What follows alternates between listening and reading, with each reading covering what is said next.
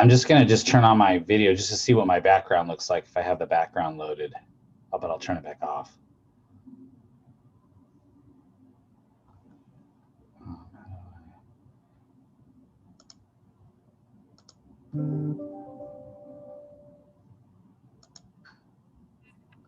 Okay. And we're also live on YouTube. Okay. Yeah, it looks good, John.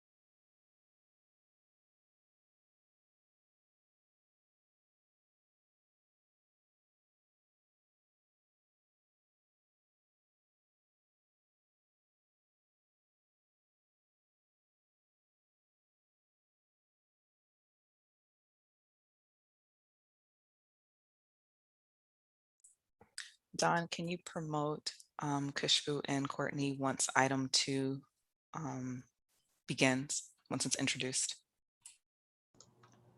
Promote them? I was asking Don. Oh, Don. Don. Mm-hmm. Yes, I will promote them. Thank you. Is Motion supposed to be a panelist also, or were they just going to listen in? He's one of our staff. He'll be presenting on item 3, so yes. Okay, so you want me to wait till item 3 then? All right.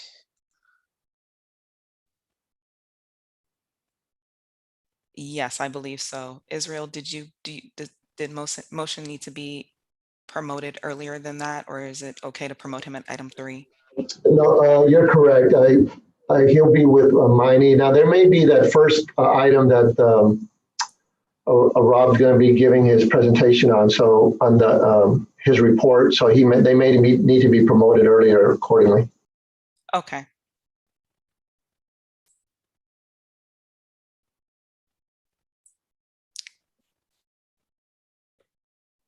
Good afternoon, Vice Chair Sanchez. Good afternoon. How are you, Marvies? Doing well. How are you? Okay, it was my birthday week, so Happy birthday. yeah, I don't have as much alcohol as I used to back in the day. So, you know, 1 or 2 margaritas is just like, okay. That's how it felt. I'm glad you were able to celebrate yourself. Yeah. Yeah. Well, better than last year for sure. Definitely, definitely. Just so you know, we have quite a few staff members on right now, and we are live on YouTube. Okay, thank you. Thanks.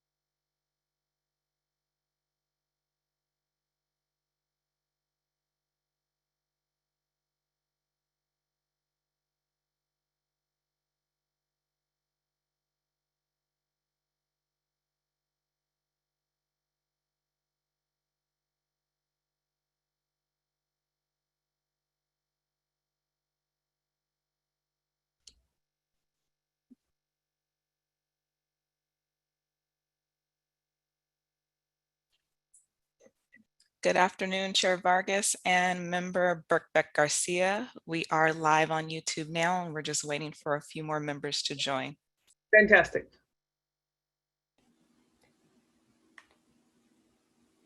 Good afternoon.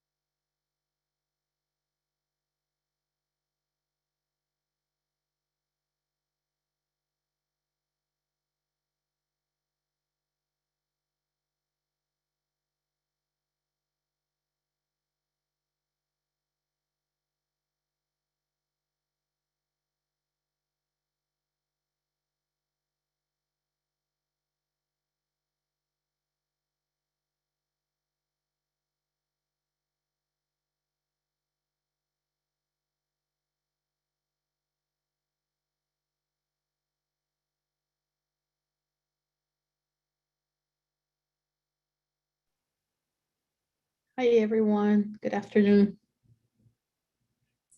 Good afternoon, Member Gomez. Good afternoon.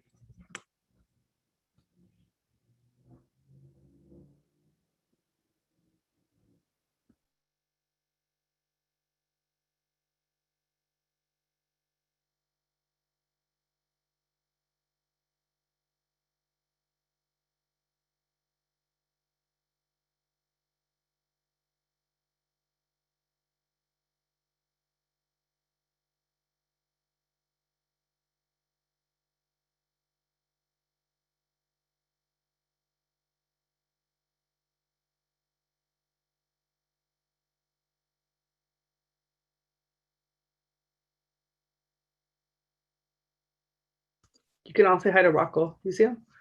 Hi, baby. He's going to join us today.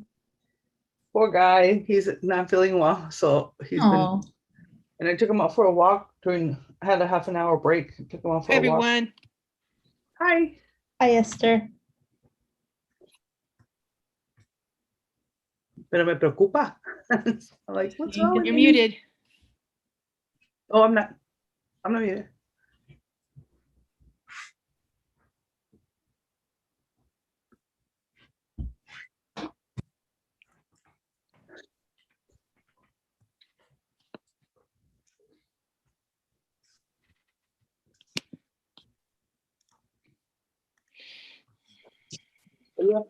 Hola, Dele.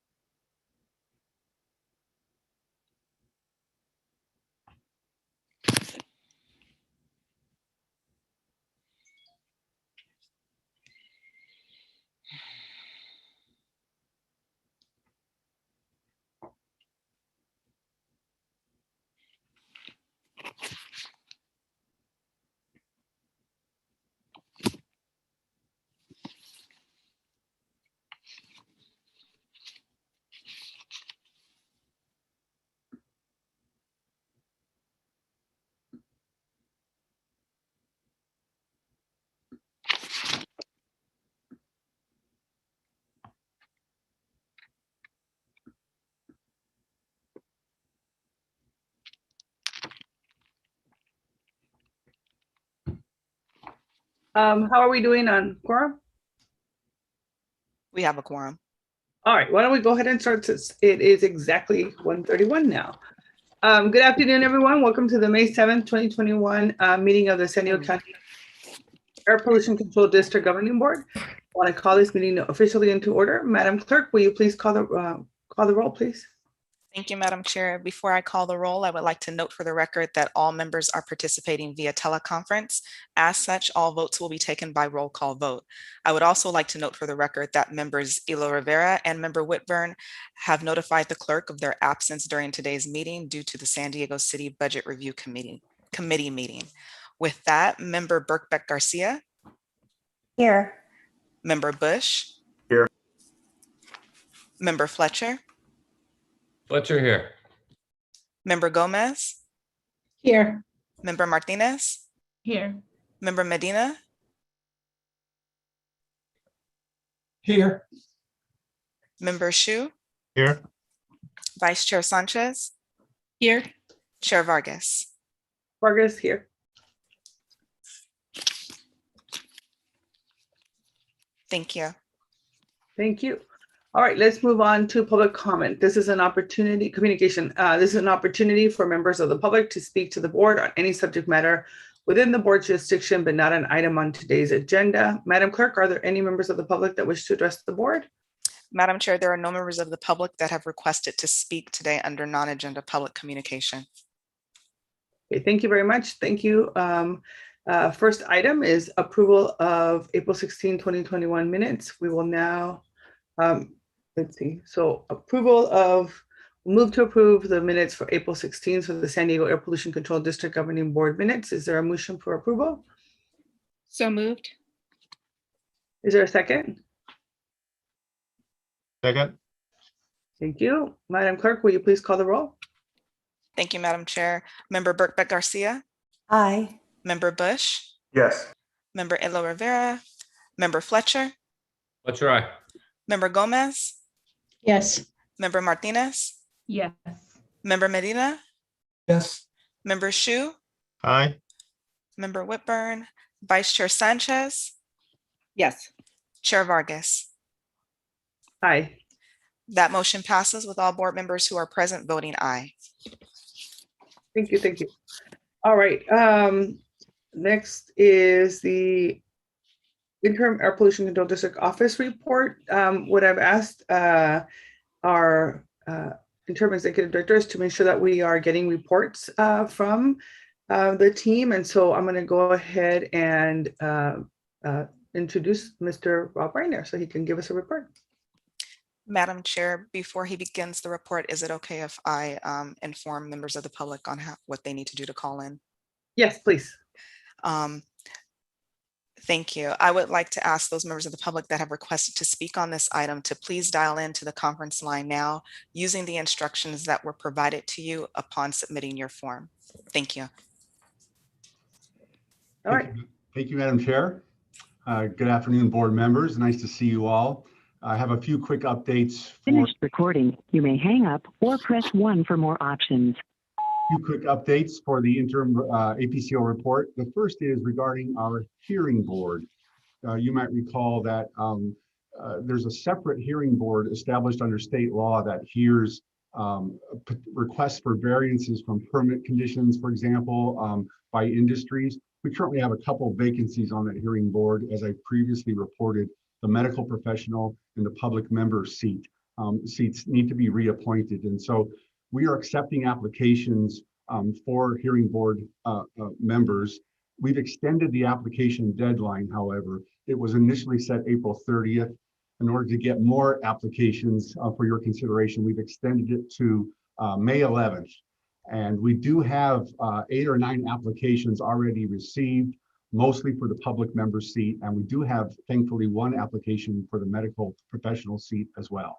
So that will close 5/11, and then we will be coming back to the board at the next hearing with the process for you to consider and appoint those members. So that's it regarding the hearing board. I also wanted to note that APCD yesterday released its draft budget for fiscal year 21-22. That's available on our website, and we will be conducting outreach to make sure everybody's aware of that budget. And then we'll be coming back to the board with 2 hearings this June for your consideration of adoption. So I please encourage the public to take a look at that budget and to let us know, give us their feedback. But again, we'll be returning in June for 2 hearings for your consideration of that budget. And then the last update pertains to the Port of San Diego.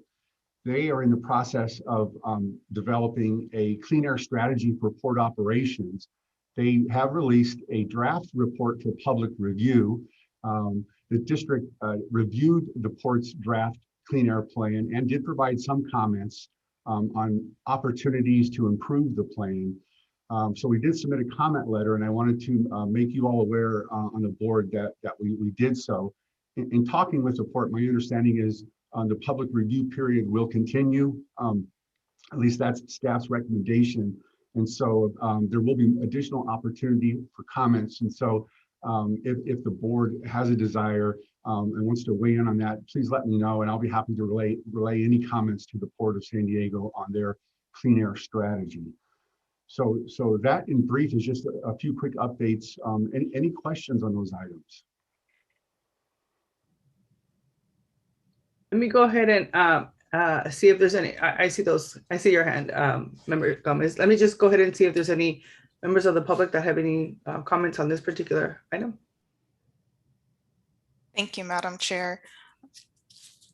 I will call the speaker. We have one request to speak on this item, and I will call the speaker by the last 4 digits of their phone number. At that time, you will hear a notification that your call has been unmuted. Please press *6 to unmute your phone, and you will have 3 minutes to address the board. Make sure to self-regulate your time. I will ask that you conclude your comments when your time has ended and that you unmute your live stream before speaking. The caller is 1527. 1527, I would ask that you go ahead and press *6 and unmute your line at this time. Please begin by stating your name for the record. Hi, good afternoon, Chair Nora Vargas and APCD Board. My name is Danny Serrano, and I work with EHC in National City.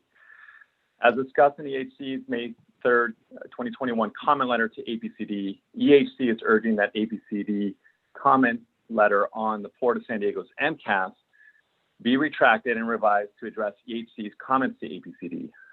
EHC's comment letter to APCD essentially urges APCD to advance greater consistency between the port's MCAS and the SERP. The SERP includes information on sources of air pollution through air monitoring and emission inventories collected by APCD. CARB conducted computer modeling of air emissions and health hazards and determined that over 80% of the cancer risk from ambient air is due to diesel, and APCD recognizes that the sources of diesel are largely heavy-duty trucks, ships, cargo handling equipment, and some activities at the shipyards. Given that these diesel-causing activities are very commonly conducted by the port and their tenants, many of the SERP actions are focused on the port. EHC successfully advocated for the port to do more to reduce its own air pollution in the form of the MCAS that would be heard during the Port Board's May 11 hearing on Tuesday. The MCAS and the SERP planning efforts should work together to directly reduce emissions of harmful pollutants such as diesel exhaust, as well as to move the region faster towards electrification of diesel equipment and away from carbon-based fuels. EHC does not anticipate that the Port Board will adopt the MCAS on Tuesday due to the public comments received thus far. EHC believes that the draft MCAS is not nearly aggressive enough to result in significant emission reductions or public health benefits, and we believe that the port will likely circulate another draft MCAS for the public review later this summer. So while EHC does not anticipate that the Port Board will adopt the MCAS on Tuesday, the Port Board will very likely provide direction to port staff during the hearing on the draft MCAS. Therefore, it would be helpful to have a revised APCD letter to the port by Tuesday in order to be considered for the Port Board. If a revised letter cannot be submitted to the Port Board by Tuesday, then we urge you to consider retracting the letter, the April 19th letter, and resubmit a letter as soon as possible that has been reviewed by the APCD Board. Thank you for your consideration. That concludes public testimony on this item. Thank you. Member Gomez? Yeah, thank you. Thank you, Chair. And I didn't know Environmental Health Coalition was going to make some comments, so I definitely want to support their request. And this comes from reading the letter. I just had some concerns on the comments that we're putting as an agency. I have questions as to why we're promoting renewable diesel, which I don't even know what that exactly is. And if that really gets us to trying to minimize air pollution in communities that are, some of these communities are the hotspot communities that we're trying to address. So I just thought I was a little bit concerned about some of the comments that we included in the letter from this board, from the agency to the board. And I just felt like we were not, I know there's been a lot of effort on trying to influence what the board does. And I think this some of the direction that we're putting on print can dilute those efforts. So I would really want us to reconsider what we're doing and how we're making sure that any comments that we're putting forward, which I appreciate, and we need to do more of that on efforts like these, will lead to actually reducing air pollution. Yeah, and I'm going to turn it over right now to Member Medina and then Member Chu. But I do think that part of what we need to work on is, and what I would like to propose is that we have like a governance subcommittee so we can address these issues of how we're going to get letters out and stuff. I mean, this is a very new board, and there's been a lot of work that was done prior to. And so what I would like to do is do a governance process, including, and I'm going to ask all of this from all of you in a minute about, what are the best times for meetings. We're going to be getting into meetings once a month versus every other week. And I think the dates may change and things like that. And so I think creating a governance subcommittee to address some of these issues, and obviously we want to have an executive director that is empowered to lead on our behalf and not micromanage, but at the same time, because it's such a new board, we want to make sure that we do our due diligence for case, issues of this matter, that we're very clear about what our guidelines are and what our vision is. And so I think there's some work for us to do around that as well. But in addition to the retraction of the letter, I'll have Member Medina speak and then Member Shu, and then we can have a larger conversation about that. Member Medina? Thank you, Chair Vargas. I just wanted to echo what Member Gomez said about the letter. I think it's a little premature to issue it at this point. And I just wanted to point out that I also had a question about renewable diesel. I don't know what they mean by that. If they mean biodiesel, one of the key elements to make biodiesel is methanol, most of which comes from natural gas. So if in fact it is a renewable diesel, I would like to find out a little bit more what they mean by that. And I also support your comments, Chair Vargas, about some kind of a governance committee. Thank you. Thank you. Member Chu? I would want to support all the comments made by other board members so far, and also like to move to have a retraction of that letter by APCD until we have a letter that has more of the policy positions of the board placed into the letter. I do support the staff having the latitude to take action when they see the need to do so. But I think you're absolutely right, Chair Vargas, that until the staff has a better idea of what the board's policy positions are on these issues, they should probably hold back and at least get confirmation from the board before they make any kind of policy statements. So anyway, at this point, I'd like to at least have I don't know if there's a board action that we can take. I think that we can ask Mr. Ryder just to retract the letter. I don't think we need to do a motion for that. Mr. Ryder, is that okay? Yep. Thank you, Chair Vargas. If I may defer to County Council to help me answer that question, please. So there's not a listed action on your agenda. This item was part of the Interim Air Pollution Control Officer report. But the Air Pollution Control Officer can choose to retract it if he so decides. Yeah. I've decided to. Thank you. Okay. Good job. Member Bush? I just, yeah, and I agree with my colleagues. I want to thank staff and Mr. Ryder for drafting the letter. Obviously, it's good and intent was good and direction good. We need to rework it a little bit for the comments already mentioned. And I will say something similar happened with the State of National City, our letter to the port. And we kept it more, we did have to make some changes and we kept it more vague because it's still going in process, right? And so, I appreciate the comments of the chair as we work through these issues. Maybe a subcommittee, a government subcommittee is probably the best way to go. And it's that balance between not kind of over micromanaging, but still having a couple key folks on the board to collaborate and work with staff. I think that's a good approach. Okay. Any additional, Mr. Ryder? You have direction from the board, right? Thank you. Received. I've made my decision. Thank you very much.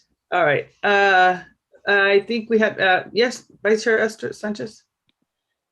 Thank you very much. And I do support the other comments and note that much of that language had to do with proposing to be consistent with CARB.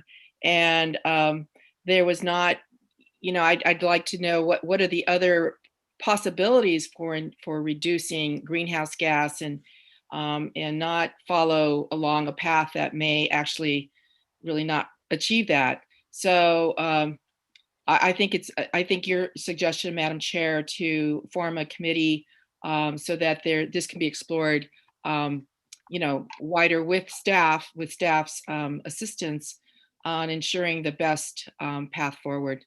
Thank you. You're welcome. Okay, so for clarification, Madam Council, I think I know what the answer is, but for us to be able to create a governance subcommittee, I could just go ahead and do that, right, as chair of the board, right? So we would need to put that on a future agenda? Fantastic. Let's do that. We'll go ahead and itemize that. Some boards you can just do it, other boards you have to go through a process. So we'll go ahead and make sure that we're clear. And then wondering if there's going to be an update. The port commissioners on May 11th are going to be going ahead and adopting the decision. So I'm wondering if we should have invite folks from the board to come and speak to us about the status. I don't know how other board members feel about that. But Madam Vice Chair. Madam Chair, I was wondering if we could request that be continued so that we could have an opportunity to provide input. Is that a possibility at all? I don't know. To ask the port to continue it? Yes. Okay, I think they're doing an update, right?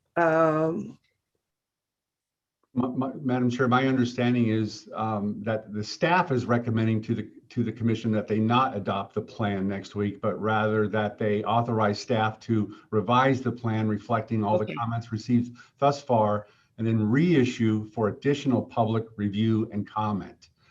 That's a staff recommendation to the commissioners that will make their decision, I guess, on Tuesday, whether to do that or not. But that is the port staff's recommendation to their commission. And Matt, through the chair, so it would be our request as well that they not adopt it as well, correct? If I may, I under my own authority, I can retract our comment letter, and I will personally ask them to extend, to not adopt, and to extend the public review period.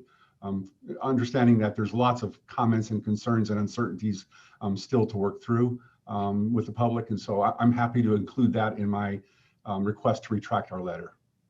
Thank you. And then could we extend an invitation for them to our May 21st meeting? That would be. I'd be happy to do that. I'll arrange. That's the pleasure of the board. Okay, fantastic. All right, so we have two additional items. Any other comments on this? Okay, and then I think if we could also add, I think I'm out of order, but for APC board meetings, also another item for the agenda for next time around as well. All right, so just to clarify, Madam Chair, the next board meeting is limited to budget I'm sorry, the next board meeting is May 21st, so we could certainly add to that one. Yes. All right, any additional comments or questions for Mr. Ryder before we move on? Seeing none, we're going to go ahead and move to agenda items. Item number 1, overview of the California State Auditor report. Our first item for discussion is an overview of the California State Auditor recent audit of the district and will be presented by the district executive staff.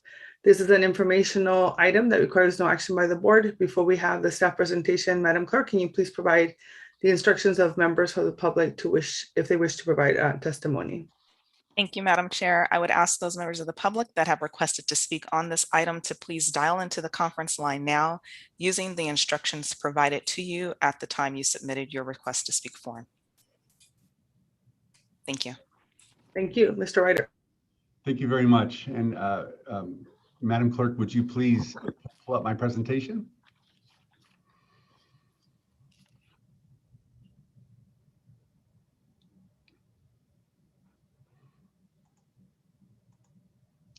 Just 1 second, please. I just somehow lost my speaking notes. Oh, there we go. Thank you so much.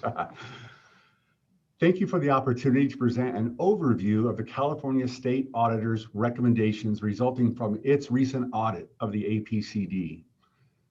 The APCD recognizes that it can and must always improve upon its operations, and we appreciated the state auditor's independent review of the agency in furtherance of our commitment to continuous improvement. Next slide, please. In August 2019, the California State Auditor was directed by the Joint Legislative Audit Committee to conduct an audit of the district in response to a request by then Assemblymember Todd Gloria. The state auditor was charged with reviewing the APCD's financial transparency and its interaction with the public and other stakeholders regarding decisions that affect air quality. The audit report was published by the state auditor in July 2020 and is available for viewing on both the APCD's website and the state auditor's website. It includes several recommendations, all of which staff have agreed to implement. Next slide, please.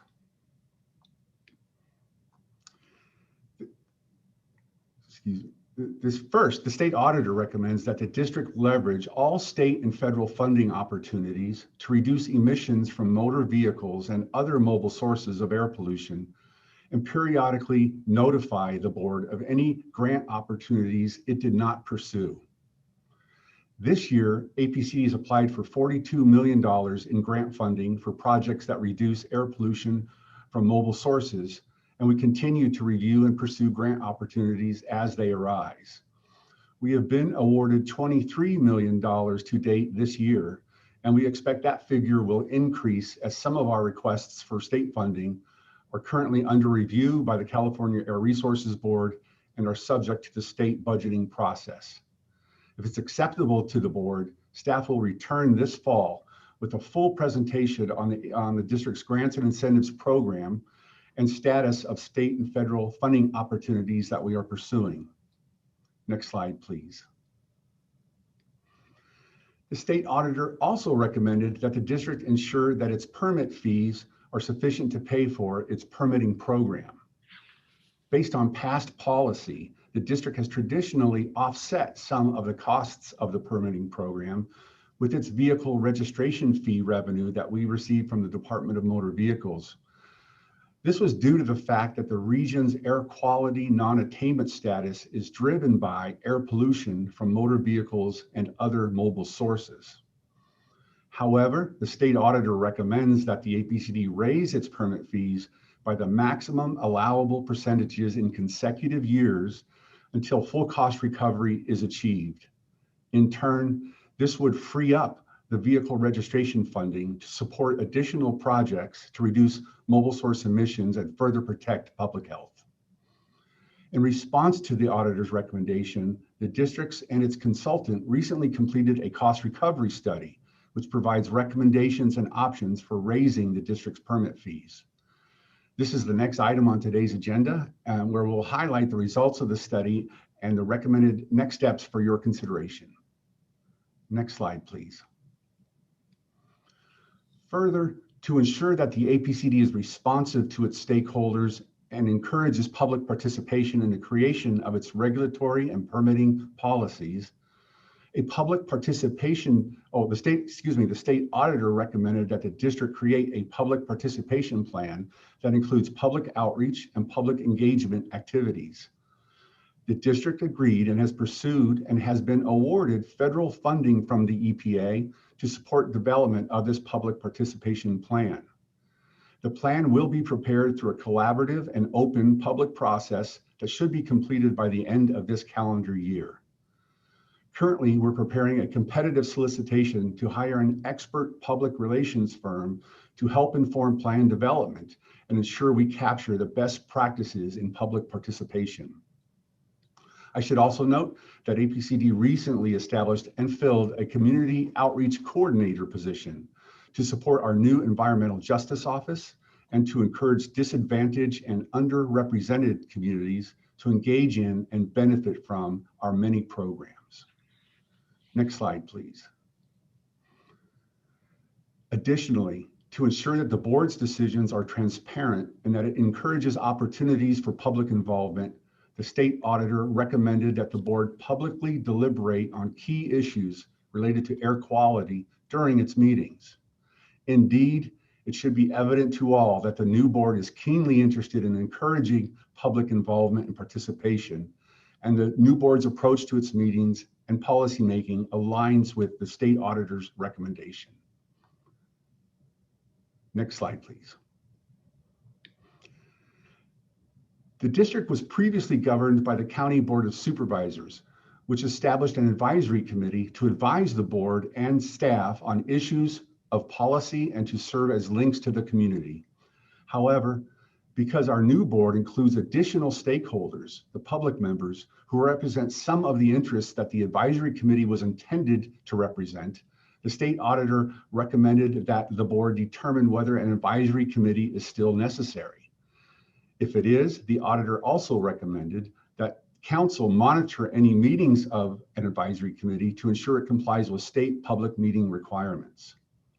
If it's acceptable to the board, this topic will be included on the agenda for a future board meeting this summer, enabling the board to consider and determine whether an advisory committee is needed. Next slide, please. The state auditor also recommended that the district establish policies and procedures to validate the information that staff enter in the district's database of air pollution complaints from the public, and periodically review the accuracy and completeness of this information. Indeed, the district has updated its policies and procedures accordingly and has enhanced its controls and reporting tools to maintain the quality of our air pollution complaint program. Next slide, please. Lastly, the state auditor recommended that the district finalize an agreement with the County of San Diego to continue providing key administrative services to the district. This agreement has been completed and was updated by your board at the last meeting, as you might recall. Next slide, please. In closing, the district will be submitting a progress report to the state auditor this summer, and we look forward to continuing to improve upon our operations under your leadership as we work toward our vision of clean air for all. And I'll be happy to answer any questions. Thank you very much. Thank you. Are there any public comments on the presentation? Thank you. Thank you, Chair Vargas. We have one request to speak on this item. I will call those speaker by the last 4 digits of their phone number. You will hear a notification that your call has been unmuted. At that time, please press *6 to unmute your phone. You will have 3 minutes to address the board. Our caller, last 4 digits is 0805. 0805, I would ask that you press *6 and begin by stating your name for the record. Good afternoon. Can you hear me? Yes, Hello? yes, we can. Great. Thank you so much. Hi, this is Diane Takborian with the Environmental Health Coalition. Wanted to thank the staff for their presentation on the California Auditor Report. Environmental Health Coalition advocated for the audit that was requested by then Assemblymember Gloria, before the California Joint Legislative Audit Committee in Sacramento, and we very much appreciated the legislature ordering the audit. We also very much appreciated the diligent work of the auditor's office and their important report that was an outcome of it. The intention was to provide this audit to the then anticipated new governing board to give you an overview of the district and provide you with recommendations for action. So that purpose has now been achieved, and the biggest concern of the district was using the vehicle registration fees to subsidize polluters, and that's now being addressed through the pending cost recovery proposal. That finding was, of course, particularly troubling. While the state law allows the district broad discretion over the use of the vehicle registration fees, its choice to subsidize industrial polluters reduces the resources it could use to address mobile source pollution and other air quality programs, such as helping low-income residents afford cleaner cars and reducing diesel pollution from trucks. As you know, mobile sources are the primary drivers of San Diego's failure to meet federal air quality standards. Ozone pollution has gotten worse. It's been reclassified in San Diego from moderate to severe during this very same time period. Industry often complains about too much focus being placed on stationary sources and not enough on mobile sources. This is the basis for why permit fees should be full cost recovery and why those permittees should be more than ready to pay their fair share and contribute to improving air quality from mobile sources. While the full cost recovery is critical, I also want to note that the auditor found that the district had not taken action to engage the community. The report really validated the experiences of residents who live in the communities most impacted by air pollution, many of whom are EHC members. For decades, their voices have not been heard, as complaints languish and monies are spent to subsidize polluters and not on pollution reduction. As I will share during the air toxics report item, effective engagement with the community and communication is essential. While I have seen improvements over the last year, this report should serve as a part of the framework for reform that I know your board will be carrying out. Another element will come with the anticipated performance audit from the California Air Resources Board later this year. Thank you. Thank you. That concludes public comment for this item. Any member comments?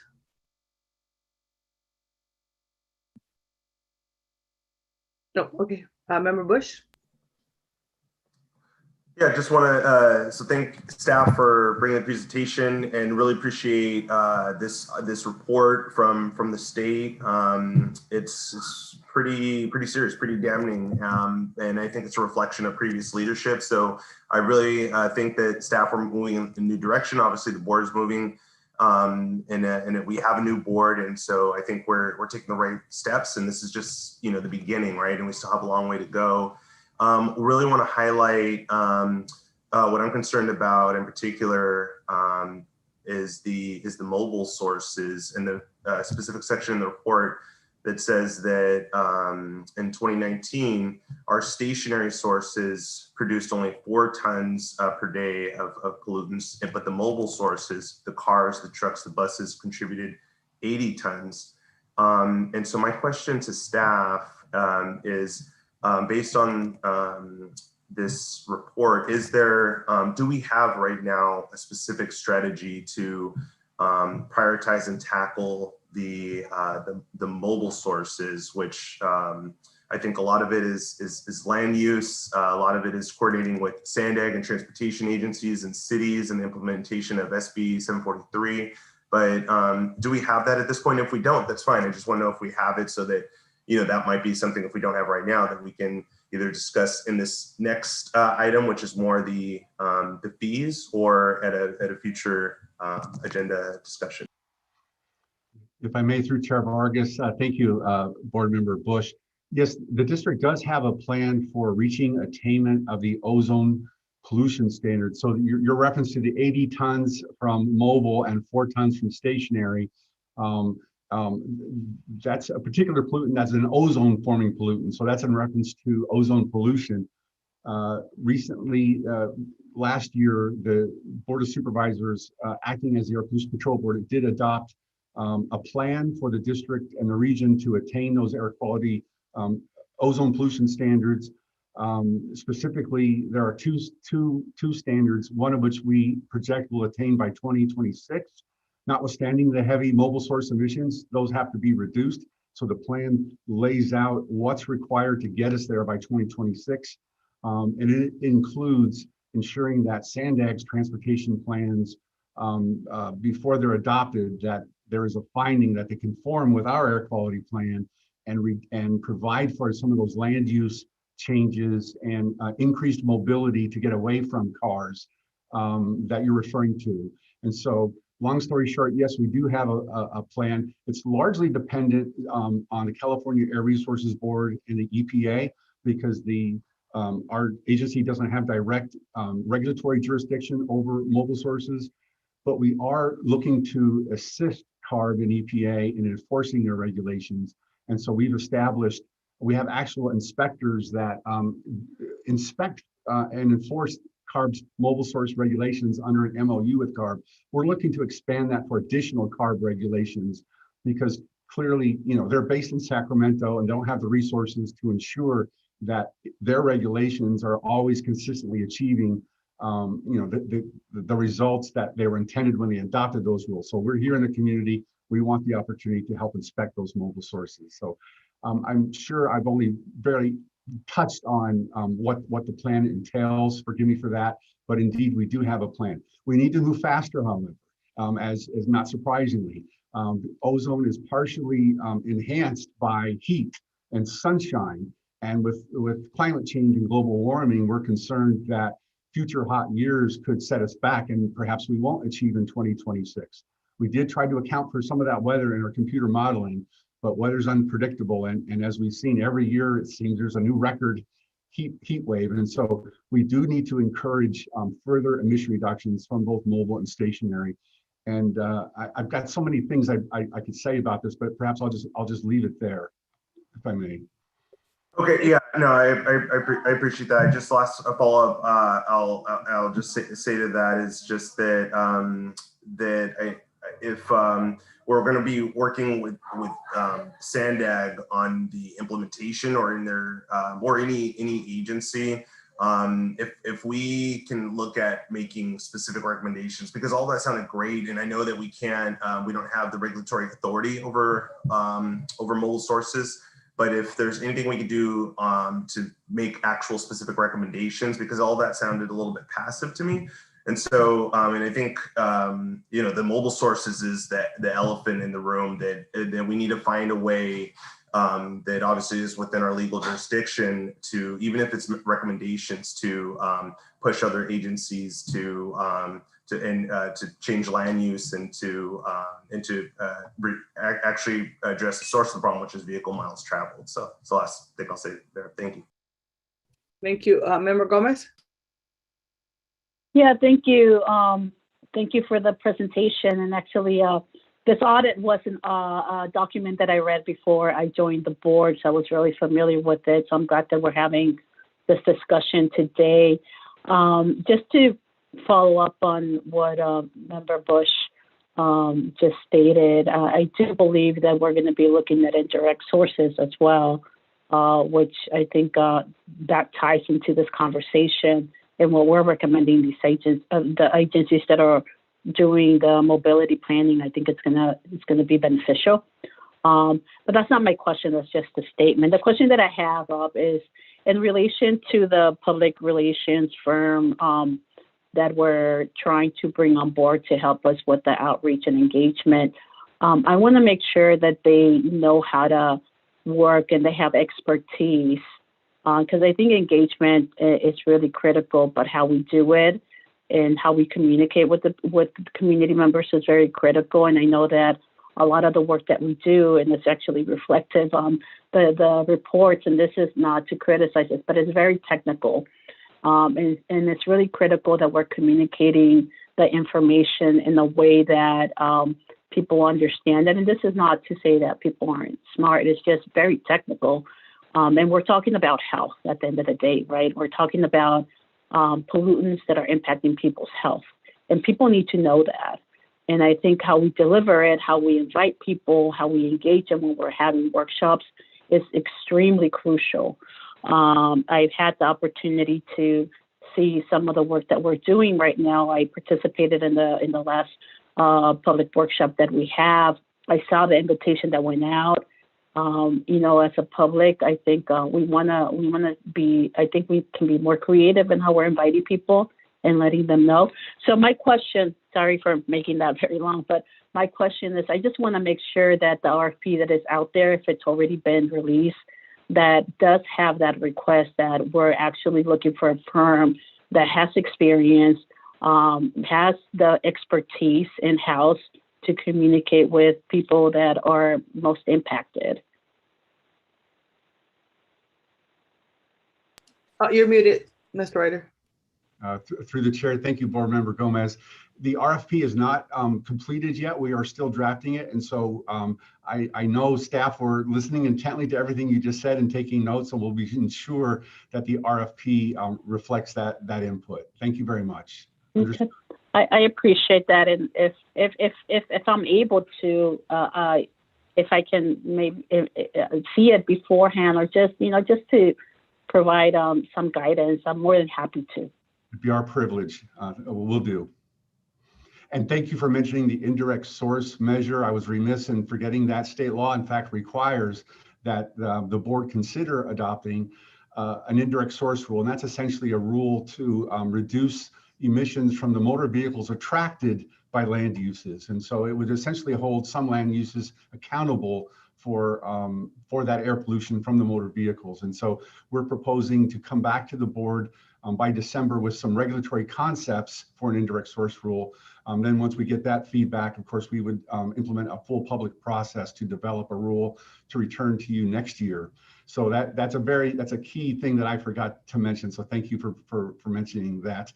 And then secondly, regarding land use agencies, we'll be coming next meeting with an update on our community emission reduction plan. And indeed, there are strategies in that plan that would authorize staff to strongly advocate for smart growth measures to reduce the impact of land use and transportation on air quality in the portside community, and in this case specifically. And so in reference to Board Member Bush's desire to engage with the land use agencies, that's a key strategy of our draft plan that you will be considering here. You'll receive an update next week, and then we'll be considering adoption this summer for that plan. So thank you. I'm pleased to hear that we're doing things that are aligned with your vision, and we'll continue to look forward to receiving more of your input on this. Thank you. Thank you. Vice Chair Sanchez. You're muted. Thank you, Madam Chair, and through the chair to Mr. Ryder. You indicated that our enforcement officers are able to enforce state rules and laws. So is there a limitation to that? You indicate it's because they don't have as many personnel down here. So is there a limitation, or? Through the chair, thank you, Vice Chair Sanchez. There is a limitation per the MOU for the district to support enforcement of specific rules named in the MOU, which are mostly the heavy-duty trucks and the off-road construction equipment. So those two regulatory programs, that's a lion's share of mobile sources, admittedly, but there's a lot of mobile sources that CARB regulates that aren't addressed and don't in that MOU. Cargo equipment, ships, for example. There's just a myriad of mobile sources that the MOU doesn't get at. And so now that we have experience helping ARB enforce their other regulations, we would like to explore expanding to additional types of mobile sources that are regulated by CARB. So it's currently limited to trucks and off-road construction equipment. And the trucks have refrigeration units on the back end of those trucks. There's regulations by CARB that we also enforce those. So it's trucks and off-road equipment, but not enough, frankly. We need to get at more mobile sources, and so we'll be looking for your permission to expand that MOU. Thank you. And just a follow-up question to that: do other districts do the same thing? Do they have more or less overlapping in terms of allowing the local district to enforce? Thank you, board member. My understanding is that this San Diego is the leader in this model in terms of a district having an MOU with CARB to assist with mobile source enforcement. We certainly have the largest program. I do believe some districts do have authority to help enforce mobile source regulations, but they don't have, it's not to the scale of here in San Diego. So my understanding is that we're sort of leading that effort so far. Thank you. Member Medina and then member 2. Thank you, Chair. Just a follow-up comment to what Member Gomez said about engagement. I know that the district is currently working to update the website, and that is a very important part of our engagement. And so I have informally requested and like to make it public to the district staff to give us a presentation before they finish the website, maybe at the 25 or the 50% completion, to make sure that whatever the design is really meets with what our expectations are. Thank you. We'd be happy to do that. Thank you, Board Member Medina. Member 2. Thank you. I just wanted to follow up on a few points with regards to working with the communities. Obviously, APCD is not the first to encounter this issue of trying to reach communities. I would just suggest that maybe through the PR firm or the RFP that's being developed, that we look at how other organizations like Sandag look at their success stories. They also have some unsuccessful stories, and we can probably learn from that as well. But they do engage with community organizations and go to those meetings of those community organizations rather than forming another process that quite often is not inviting to communities. The other point is we're not the only air district that is dealing with this issue. And earlier this week, I shared with all the board members the article in LA Times with the South Coast Air Pollution District and their efforts to control mobile indirect sources. So I hope we can get I don't know, I guess they're deciding that today or may have decided already. I think it would be good to have a quick report of that, not only of how they got there, but we may want to take a look at it and see what are the successful components of that program that they're implementing to address mobile source, indirect mobile sources. I think that's going to help us as we go forward later this year, implementing our source that we're going, the programs that we implement here in San Diego. Thank you. Thank you, Member Fletcher. Thank you, Madam Chair. I want to just comment on the state audit. I think this can provide a roadmap for a number of things that we need to do. Already the implementation of the new board is having significant effects. We have had more discussion on one individual agenda item than the prior iteration of the APCD board did in a year on an annual basis. And that was the design of Todd's legislation. That was the design of EHC and all of the groups, is to have a group of folks who care deeply about these issues and can push APCD as an organization, and they respond to the board and as they should. And I think in large part they responded to the previous board, and now there is a new board to point them in a new direction and do new things. And so I think that is encouraging. I think we should continue to hold fast to the recommendations in that audit to make sure we're truly meeting the spirit and intent of them. I'll also point out there's a CARB audit, an independent air resources board out of the APCD that should be coming out this summer.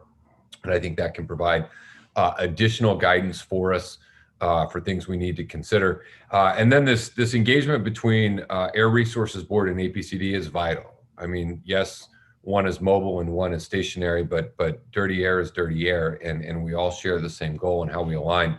And one of the first joint programs, I think it was the first, was the CHP APCD Air Resources Board program around trucks to the border. And that is a unique challenge, and I think that was very helpful and will help pave the way for further opportunities to partner like that. So just really encouraged by the direction we're going overall. Thank you. Any other member comments?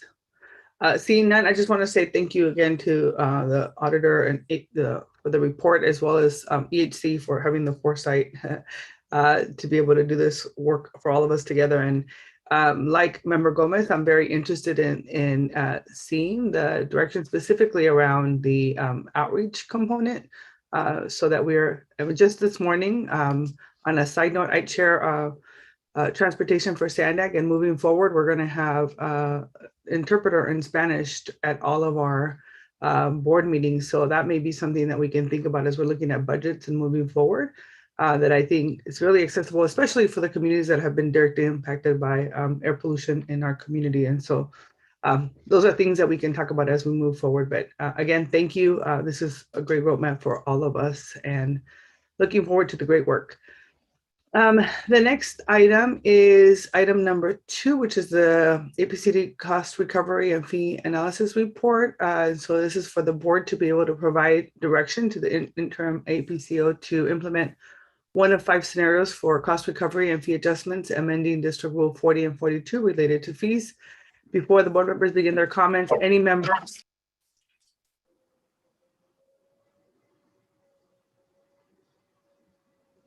Sorry. I apologize for that. Before the board members begin their comments, any members of the public that have requested to speak on this item, please dial into the conference line now using the instructions provided to you. All right, let's begin. I don't think there's any public comments, right? Yes. We're going to go ahead and begin with the Deputy Director, Israel Garza. Thank you, Chair Vargas. If I could have item 2 presentation on the screen, please.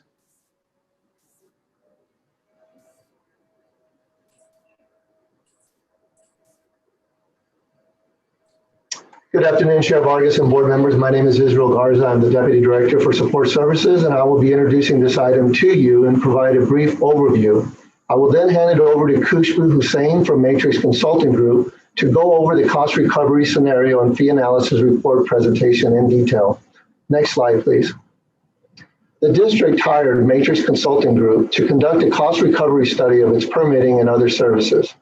The results of this study provide the district with the methodology to calculate and attain full cost recovery by understanding current service levels and the cost and demand for those services.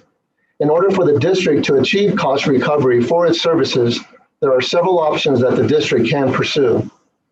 The cost recovery and fee analysis report identifies and evaluates 5 different scenario options related to current and future cost recovery levels. The 5 scenarios range from no changes to targeted increases in fees for permits and other services. Based on the scenarios evaluated, the Matrix Consulting Group recommends that the district implement scenario 4, which Matrix Consulting will be providing detailed information on. At this time, it's my pleasure to introduce Khushbu Hussain from Matrix Consulting Group to go over the cost recovery scenario and fee analysis presentation and recommended scenario 4 in more detail. Next slide, please. Thanks, Israel. Good afternoon, board members. We are pleased to present our cost recovery analysis study. Next slide, please. The purpose of our presentation today is to go over the scope of services, the purpose of the study, an overview of the methodology that we undertook to gather the results of this analysis, a review of the results of the analysis, and then the overall options that the district has in order to increase its fees and cost recovery. Next slide, please. So as I noted, the scope of services for this analysis was really conducting a thorough cost recovery analysis. As you guys just heard, one of the recommendations from the state auditor's report was looking at what is the full cost of services associated with fee-related services for the district. So we looked at reviewing all of the district's current fees for service, cataloging them, ensuring that they're in compliance with not only Prop 218 and 26, but also the California Health and Safety Code, and ultimately figuring out what is the true cost of service associated with these fees to determine what is that annual deficit that's currently being offset by those vehicle registration revenues. Additionally, we wanted to be able to provide staff with the knowledge and tools to update this information annually. Next slide, please. An overview of the methodology that we undertook is that we took a very comprehensive look at these fees for service. We interviewed district staff to figure out what are all the current fee-related services that the district is providing. We established time estimates by position for each service. So when we were looking at those time estimates, we were looking at the average amount of time it takes. A lot of the information was based upon internal time tracking that the district already does, but we made sure we wanted to review it with division management to ensure that all appropriate time and relevant time was being captured. We allocated the overhead costs across not only just fee-related services, but also non-fee related services, again, making sure that everybody is being fairly accounted for. We determined the fully burdened hourly rates for each position and analyzed the gaps that currently exist between the cost of providing that service and the revenue that the district is generating for those activities. Next slide, please. In regards to the full cost for a service, when we're talking about that, it not only includes what we would consider direct costs, which is the salaries, benefits, and productive hours of the staff working on those fee-related activities, but it also includes division overhead and district-wide overhead. In order for those staff to provide those services, they have supervisors, they have clerical support, they have vehicles that they drive, they have supplies that they use. So all of that overhead is built into these fees to come up with the actual true cost of providing that service, and along with district-wide overhead costs such as finance, support services, IT, all of that. So, and for purposes of this analysis, these cost estimates were based on FY21 adopted budget. Next slide, please. So overall, when we looked at the fee-related costs for the district is under recovering by about $3.9 million. And when we look at that $3.9 million, based upon the major fee-related categories, it varies quite a bit. As you can see that for some of the fee-related categories, there's very high cost recovery, such as the processing fee at 80%, whereas for others, such as source testing, it's at 46%. But it's important to note right here that these cost recovery figures are an average. So it's looking at overall for that fee related category, what's the average cost recovery? So in the instances of something like source testing, even though it's at 46% average cost recovery, some of the fees in that individual category might be at a higher cost recovery level, like 60%, whereas others might be at a lower cost recovery level, like 31%. So the 46% really represents an average. Similarly, for something like the processing fee, even though overall it's at 80%, some of the fees might be at a higher percentage, like 90% cost recovery, whereas others might be as low as 30%. So there's some variability within each of these fee ranges, which influences overall what we're going to talk about, how we're increasing fees and why it takes a certain amount of time for fees to get to full cost recovery. Next slide, please. So what does this all mean? The $3.9 million deficit that we looked at on the other slide is currently being primarily offset by vehicle registration fee funding. As we just heard in the previous presentation, the district does have the discretion to utilize these vehicle registration revenues for fee-related services, but that's not necessarily the most ideal use of those vehicle registration fee funding. So really the purpose of this analysis was to figure out what is that true deficit and how can we ensure that the district can get to full cost recovery so that the vehicle registration fees are not subsidizing the permit holders. Next slide, please. Additionally, along with generating the full cost of service, we wanted to again ensure that it's in compliance with all the legal regulations and framework. As we noted at the very beginning, cost recovery is governed by Prop 218, 2613, and the California Health and Safety Code. Based upon that, the district does have the ability to increase its fees as long as it meets certain criteria, which is revenue can't exceed the cost of service. Revenues associated with specific fee categories are subject to a 15% cap, meaning that they can't increase by more than 15% between fiscal years, and that the district does have the ability at all times to impose a per capita fee to help recover those costs for these fee-related services. Next slide, please.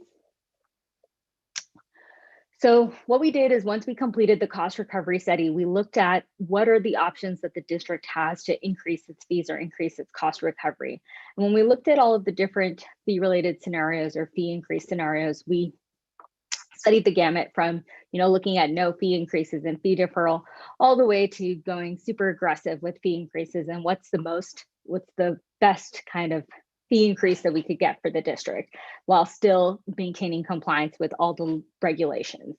So we studied a variety of scenarios, but what you have in front of you are kind of the 5 main scenarios that we landed upon. So scenario 1 looked at no fee increases and also doing a fee deferral. Prior, I think up until a couple months ago, the district was in that scenario itself where there were no fee increases and fees were being deferred. This would be kind of scenario 1 baseline. We're not going to impact anybody.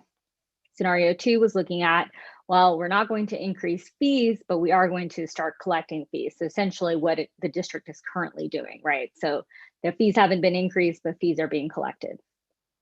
Scenario 3 looked at a 15% increase, but a 15% fee increase across all fee categories. So all fee categories were being treated the same, even though not all fee categories have the same level of cost recovery. Scenario 4 looked at a 15% kind of standard or very targeted increase. So it looked at increasing certain fee categories that are subject to the 15% aggregate cap revenue by specific fee amounts to ensure that their 15% cap would be that we wouldn't go over 15%. And then for the other fee categories that didn't fall under within that aggregate cap revenue, we could increase by more than 15% because the California Health and Safety Code allows that. And then the last scenario we looked at was taking scenario 3, which is the 15% increase across the board. But instead of the subsidy or the deficit that would exist with that 15% increase being offset by vehicle registration fee funding, the district would impose a per capita fee, which would be charged to the residents residing within its jurisdiction. Next slide, please. So when we looked at what does this mean for the individual fee categories, as you can see, scenario 2, basically there's no fee increases because that's what that scenario entails.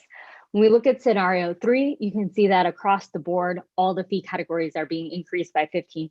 And as we already talked about, in some of those instances, that 15% might help bring that fee much closer to cost recovery if they're starting at a higher cost recovery level, like 70 or 80%. But if they're already at a lower cost recovery level of 30 or 40%, increasing it by 15% will obviously take much longer to get to full cost recovery.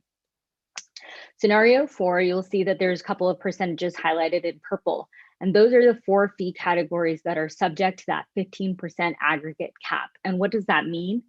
The 15% aggregate cap means that basically for those 4 fee categories, the revenue collected cannot increase by more than 15%, even though individual fees in those categories can increase by more than 15%. So it's a very specific mathematical distinction, but basically it's saying that you could increase the revenue collected for those 4 categories by up to 15%. But that could mean that some of those fee categories could go up by more than 15% while others can't. So we looked at a variety of scenarios when we were playing around with this option to figure out really what's the best option for the district to allow the district to generate the most amount of revenue, but also ensure that it's in line with this 15% aggregate cap and also in line with kind of phasing in fee increases so as to not so dramatically impact ratepayers. So we landed upon this. We did explore an alternative option, such as looking at, well, what would happen if we did increase renewal fees by 15%? As you can see, that's kind of the glaring one in scenario 4 that's not being increased by 15%.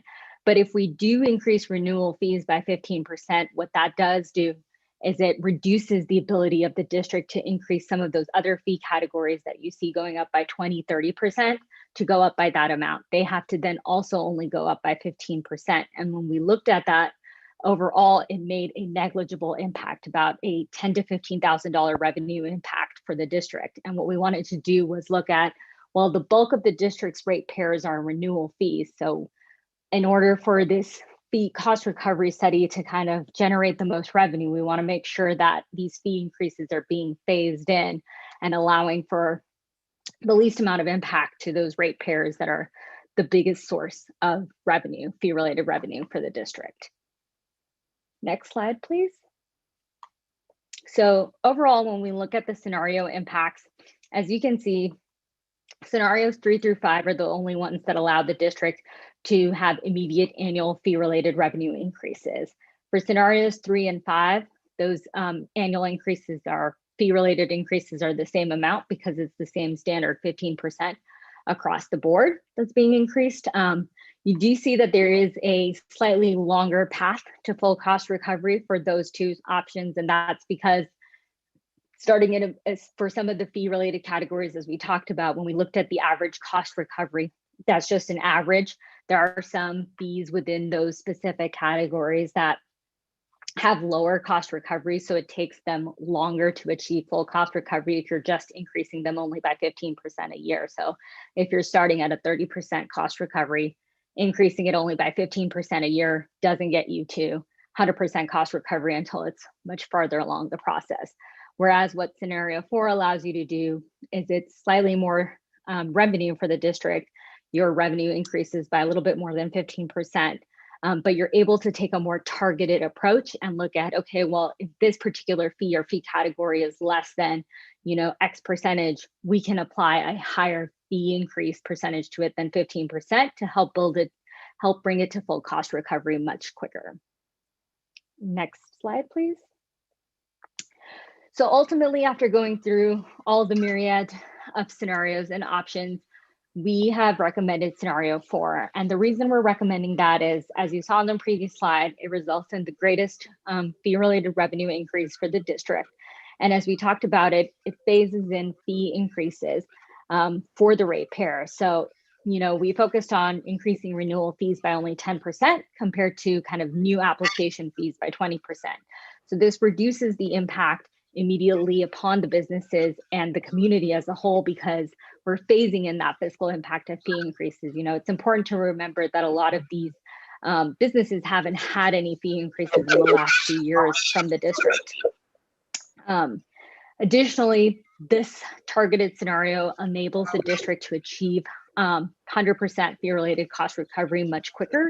As I noted in the previous slides, that we're able to take a more targeted approach. So depending on where you are at with your cost recovery for specific fees and specific fee categories, you're able to apply a different percentage to allow to get to full cost recovery much quicker. So in some cases, you're able to get to full cost recovery within 2 years, whereas if you're taking a more standard 15% across the board approach, it can take much longer. And lastly, it's in alignment with what the district has historically done. So it's something that the external stakeholders are already familiar with and knowledgeable about. And with that, I will turn it back to Israel. Next slide, please.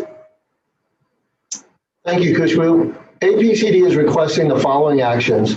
Find that this item is exempt from the requirements of the California Environmental Quality Act pursuant to CEQA guidelines section 15273, and direct the interim air pollution control officer to implement a regulatory process which includes industry and community partners to amend rules 40 and 42, consistent with scenario 4, as described in the cost recovery and fee analysis consolidated report. This concludes our presentation on this item. Thank you. Thank you, Mr. Mankers Consulting, for that overview and presentation. Madam Clerk, is there any public comment on this item? Thank you, Madam Chair. We have 2 requests to speak on this item. I will call the speakers by the last 4 digits of their phone number. I would ask the callers to please press *6 to unmute their phones.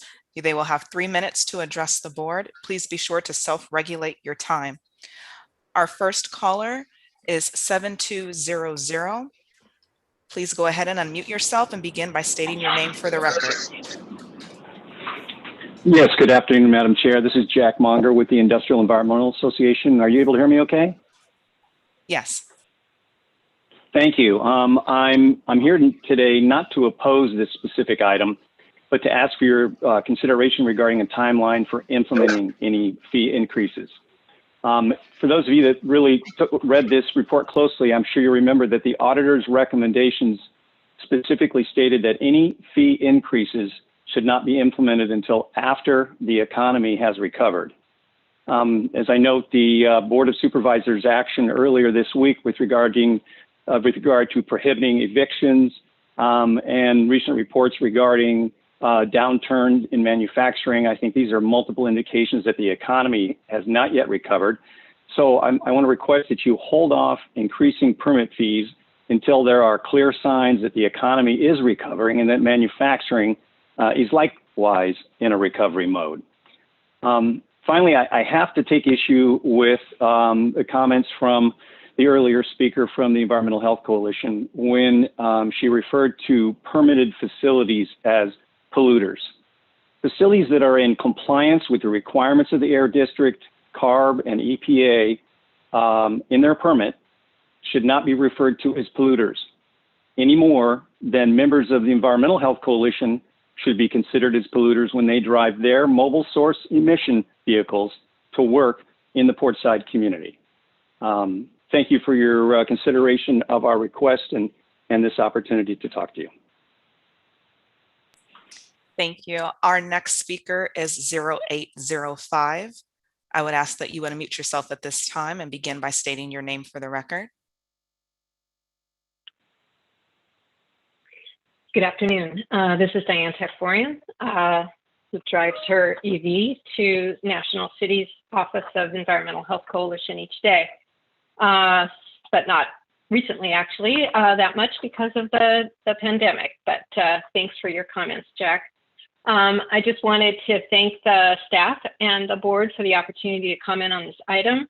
I think it relates directly to the state auditor's report that was presented earlier, and we're really heartened to see, excuse me, that the district is taking this action to correct a longstanding injustice.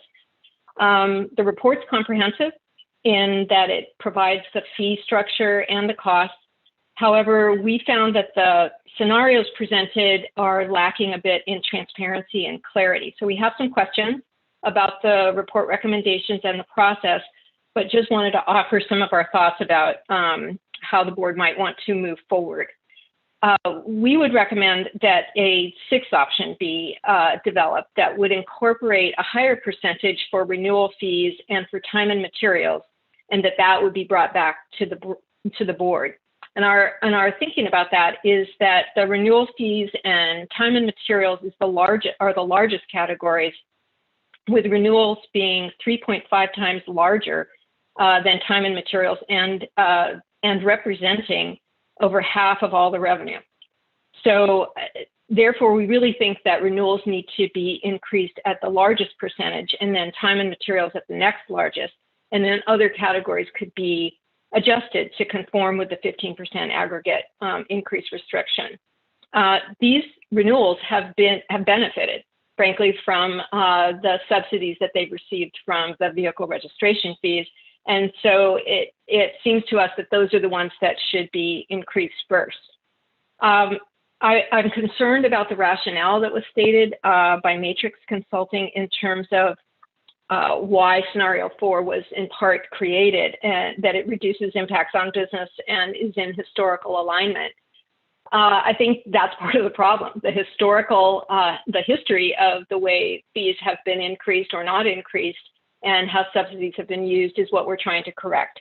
So I think we really have this opportunity, and I do think that we need to be sensitive to those businesses that are in an economic decline or who have suffered. And so perhaps the board can consider a way for businesses who can verify that kind of problem and inability to make the fee payment at this time. And I understand that those have been deferred during the last year, that they could have an opportunity to be able to seek a waiver or seek a deferral further. So I do think that they should be adjusted in that way. So those are our thoughts for today. Thank you so much. Thank you. That concludes public testimony on this item, Madam Chair. Thank you, Madam Clerk. Next up is Member Gomez, then Member Chu. And I think that's all I have. Thank you, Madam Chair. And thank you to the consultant, to staff, and Mr. Ryder for this bringing this item forward. I do think that it's a responsible thing to do. So thank you for putting the time and the effort and getting us here to today's discussion. I have several questions, and thank you, Mr. Ryder, for making yourself available this morning.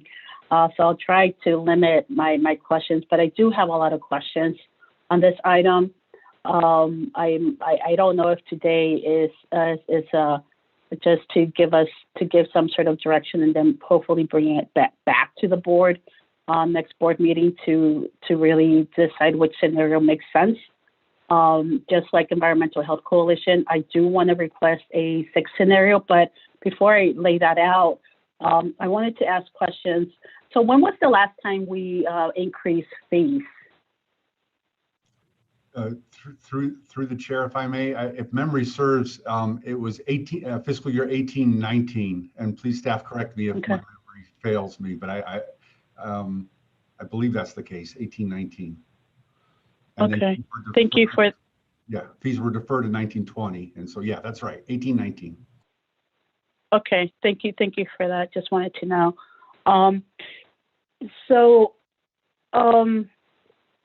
The part that I have a question on is mainly overall between, and this is the same question that I have on scenario for 3 and 4, and even 5, just in terms of the number of years full recovery expected. I know that there's a year attached to it, but is it possible that we could recover full recovery sooner? I just had a question because scenario 3 and 4, the differences are so little, but yet there's a 3-year difference of the recovery, and it's only 200,000 more or less. That is the difference in terms of what the revenue increase is being proposed. Yeah, absolutely. I can take this question first, and then if there's anything additional the district staff want to add on. As I was trying to talk about that, basically the reason that there's this difference that exists is because even though in year 1, there's only this minimal difference, is that when we looked at projecting out the future years, when we look at the 15% increase, that's all that it's limiting it to for each of those fee categories, right? So we talked about it is that in overall on average, on that one slide where we saw 46% for source testing or 80% for processing fees, that's the average for that entire fee category. That means it's comprised of multiple individual fees in those categories. And some of those individual fees in those fee categories are not at that high level of cost recovery, right? Because it's an average. So some of those individual fees in those categories might be as low as 15, 20%, and other individual fees in those fee categories might be as high as, 80, 90%. So when we're looking at just taking the standard 15% approach, it takes a bit longer because we're taking that 15% and applying it to every single fee, versus when we're looking at the focused and targeted approach, we're looking at, okay, well, this particular fee category, for example, source testing is a bit lower than everybody else. So we can take a little bit more aggressive of an approach to help bring it to full cost recovery much quicker than just using a 15% option for it. So we looked at projecting out for the future years based upon that. And that's why there's that difference. So even though in year 1, it seems really minimal, that difference of $200,000 or so, when you look at the future years, those differences do seem to shift quite a bit. It takes much longer based upon just taking that standard 15% approach across all years. Okay, so then my follow-up to that, and that justification definitely makes sense.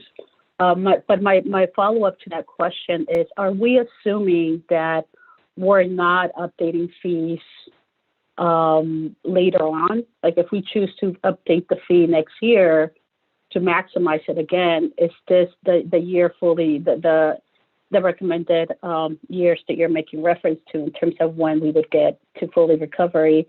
Is that an assumption that we're doing right now? In order to get to full cost recovery, it assumes every year you're going to kind of reevaluate and look at each fee category just like we did this year. So you're going to look at it and say, application fees, does it make sense for it to continue to increase by 20%, or do we need to use a different increase percentage for application fees? Or for example, next year renewal fees might, make sense to increase by 15%. So again, it's just the assumption that's being made when we're looking at how many years it takes you to get to full cost recovery is that you're increasing your fees annually, and you're increasing it by more than just kind of a standard cost increase factor. You're taking a more comprehensive approach to looking at those increases. Okay. Okay, I still have questions about that, just because if we are increasing them, if we are including a possible increase or readjustments the following years, then I would say that we would get there quicker. But not knowing, it's hard to predict. So I don't want to get caught up on the years. What I do want to get caught up on is I want to make sure that we're maximizing the revenue that we can bring in this year. Because I think the next year is going to be a shorter gap. So it's not going to be $4 million. If we do this correctly, hopefully it'll be less than $3 million, right? So and that's why I do want to see a scenario. And I don't know if you looked at it. You may have mentioned earlier during your presentation that you looked at many other scenarios that possibly are not here.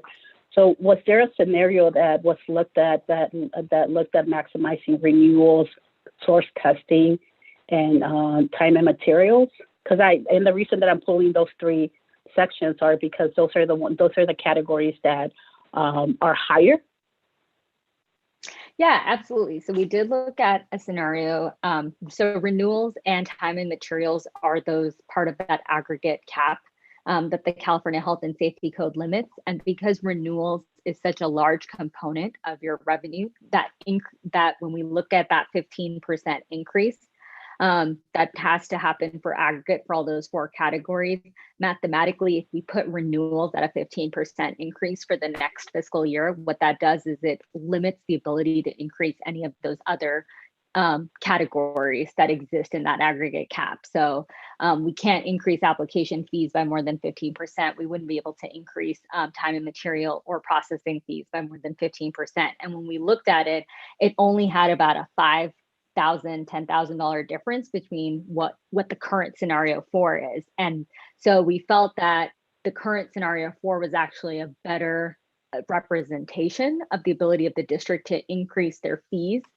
Because again, what you want to do is not hit your major ratepayers right away with a significant increase, because you want to ensure compliance too, because one of the key components, as we even talked about in the auditor's report, is compliance, and complaints are a big component of what the district spends its time on. And what you want to do is make sure that you're not increasing fees enough to kind of price businesses out of pulling annual renewal permits, because you want them to make sure that they're still pulling these permits, still doing these activities. And similarly for source testing, we also looked at that in that same vein.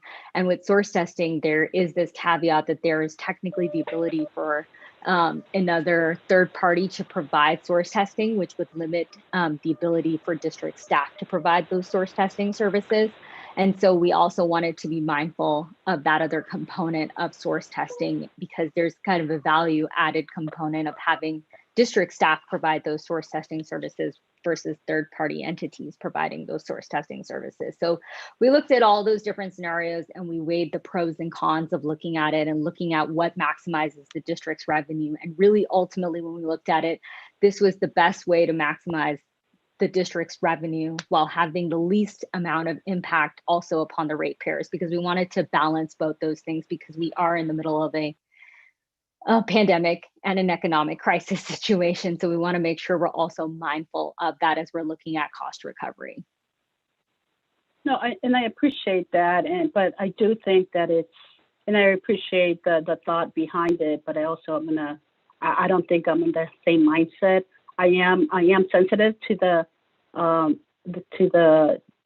economic impact, but I also don't know the level of an impact that some of the industries that have permits have been impacted.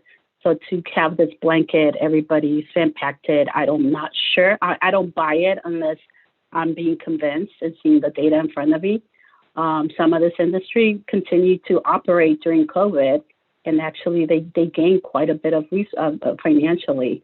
So some of them did get impacted, and I'm sensitive to that. So just I would like to really look at that data. So I don't know if staff has looked at that to have a conversation tying it to the fee increases, to possibly consider keeping certain of. I don't want to just have this blanket everybody got impacted, because that is not true. And as I stated, some of these industries did the opposite. They gained quite a bit of work, and they continue to operate. So Yeah. So I do want to see that scenario in print in terms of and seeing what that will look like, even if it's less resources or it brings down the resources. I just do want to see it in print. So that would be my ask. We didn't talk about when what the projected implementation of these fees would be. What's the projected timeline? If I may. So the chair can answer that. So basically, for the timeline, what we're looking at doing is, of course, next month, June, is going to be budget approval, right? For the presentation of the adoption. And so for the cost recovery policy, we were going to have public posting of the fees in July.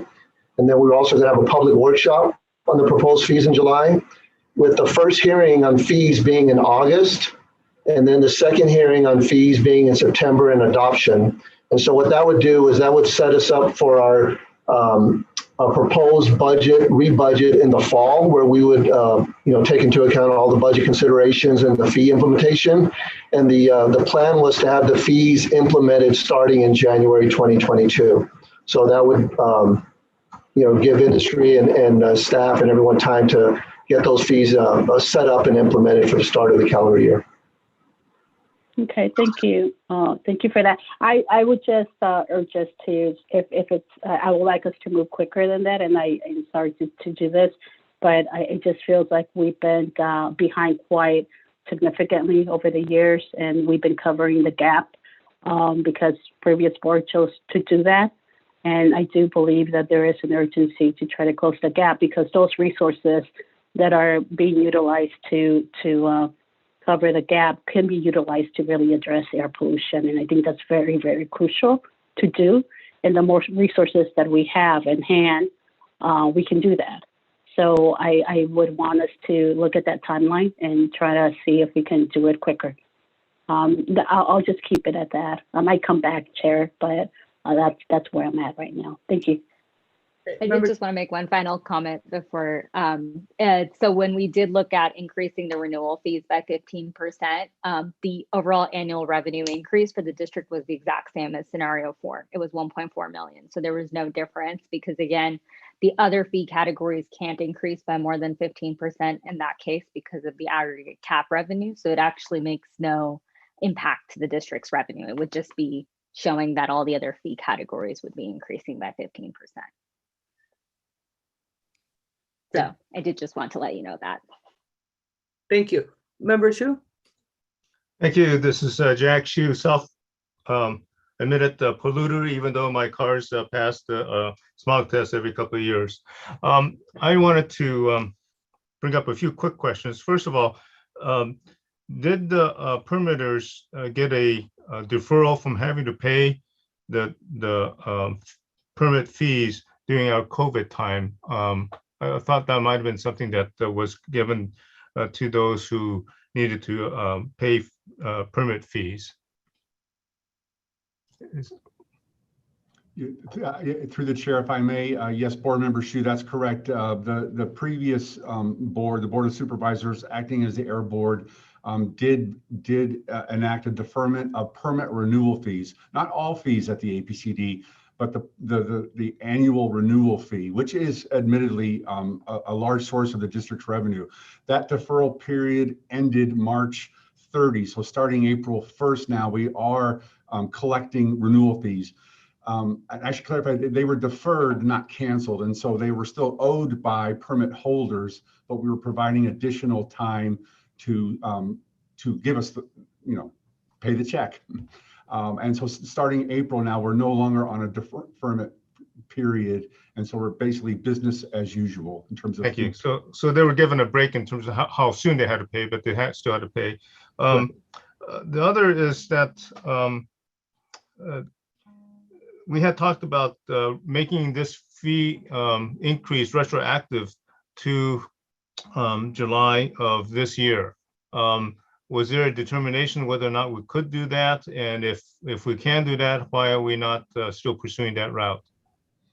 Thank you, Board Member Shu. I'll defer to County Council, but just in summary, council's looked at it, and our outside counsel has also, and they're concerned about due process with the possibility of retroactive fees. And so if we issue a permit to a company and say, you pay us this amount and we guarantee your permit is good for the next year, if then a few months down the road we say, no, actually, you need to provide us more money to continue that permit for this calendar year, it becomes a due process issue. But I'll as I'm told, but if council's online, perhaps they can correct me if my interpretation of their reading of that was not on point. No, that's accurate. We did look into this issue, and there are concerns, significant concerns with adopting a fee that would be retroactive. And again, it is a due process concern, as Rob mentioned. So we do collect fees year round. So there are some folks that pay their annual fees, for example, in July, and were we to then grant them an annual permit on that basis and then turn around and charge them a higher fee, we would have some issues there. Yeah, I understand that, but is the 15% then a limit on the entire FY year? And if so, if they pay fees every so many months, might we be able to increase fees much more than 15% if we implement it in January 2022 for the rest of the 6 years then, 6 months after that? So again, we're looking at, different sources that would be paying their fees, say in January. I'd have to look back at the codes to see if those sources, are you suggesting that those sources pay additional amounts to hit that 15% cap? Well, I'm not sure. What I actually want to do is to suggest to the chair that we form a task force to work on this issue for the next few months. I'm sorry, next few weeks rather, to come back with maybe a combined solution to these scenarios, or come back with a better explanation of how scenario 4 is our best choice, so that the board can have a better understanding of why we're going with either one of these scenarios or some other combination of such a scenario. Because as the discussion goes further, I'm getting more and more confused now. I thought I was pretty good going into the meeting. I wasn't so very good last night with understanding this, but in our board meeting, I find myself getting more concerned and more confused. So I'm suggesting through the board to save some time, if we have a select number of board members, maybe 3, work with staff and the consultant, we could come back with an easier explanation for lay board members like myself, and with the best suggestion to go forward. And if that can be placed on even as soon as our agenda, if we're still able to add things like this onto the agenda on the 21st, that might be helpful. And that would save us some time today. Because it is not an actual committee and just a task force, we probably could create the task force now. Yes, I think you can. Yeah, so we don't have to wait until May 21st. We could just go ahead, and if that's you could form it today. I could go ahead and make that recommendation. So Member Chu, if you're interested, I think Member Gomez is interested, so raise your hand. Anyone else interested in being part of the subcommittee to meet with the executive director, with the staff and the consulting? Okay, Member Medina? All right, I think 3 members would be good. I think, so I'm gonna go ahead and, so we'll form a task force so that you can work directly with staff and the consultant. We have some questions, and I'll also share some questions that I have through my team directly to the committee as well. Member Medina, and then Member Sanchez. Thank you, Chair, and thank you to presenters and to Israel. And I threw some numbers together. I have a comment, then I have a question. The district fees represent about 5% of the budget, but with the deferral, that kind of doubles the deficit. And I think it's important that we recognize that we're not just talking money, we're talking really a hole that was created. and now we need to fill it up because that money was intended to go to mobile sources. So I think that there's a gap that needs to be filled. And so we need to be sensitive to that. We all have budgets at home, and so when we go into a deficit situation, it presents problems. The issue that I wanted to ask about is I threw some numbers together, and if we take, very simply, I'm not going to bore you with all the numbers, but if we take the 15% of scenario 3 for the 4 categories that are limited to a 15% increase, and we take the other 3 categories from scenario 4, I actually come up with almost $150,000 more on the first year.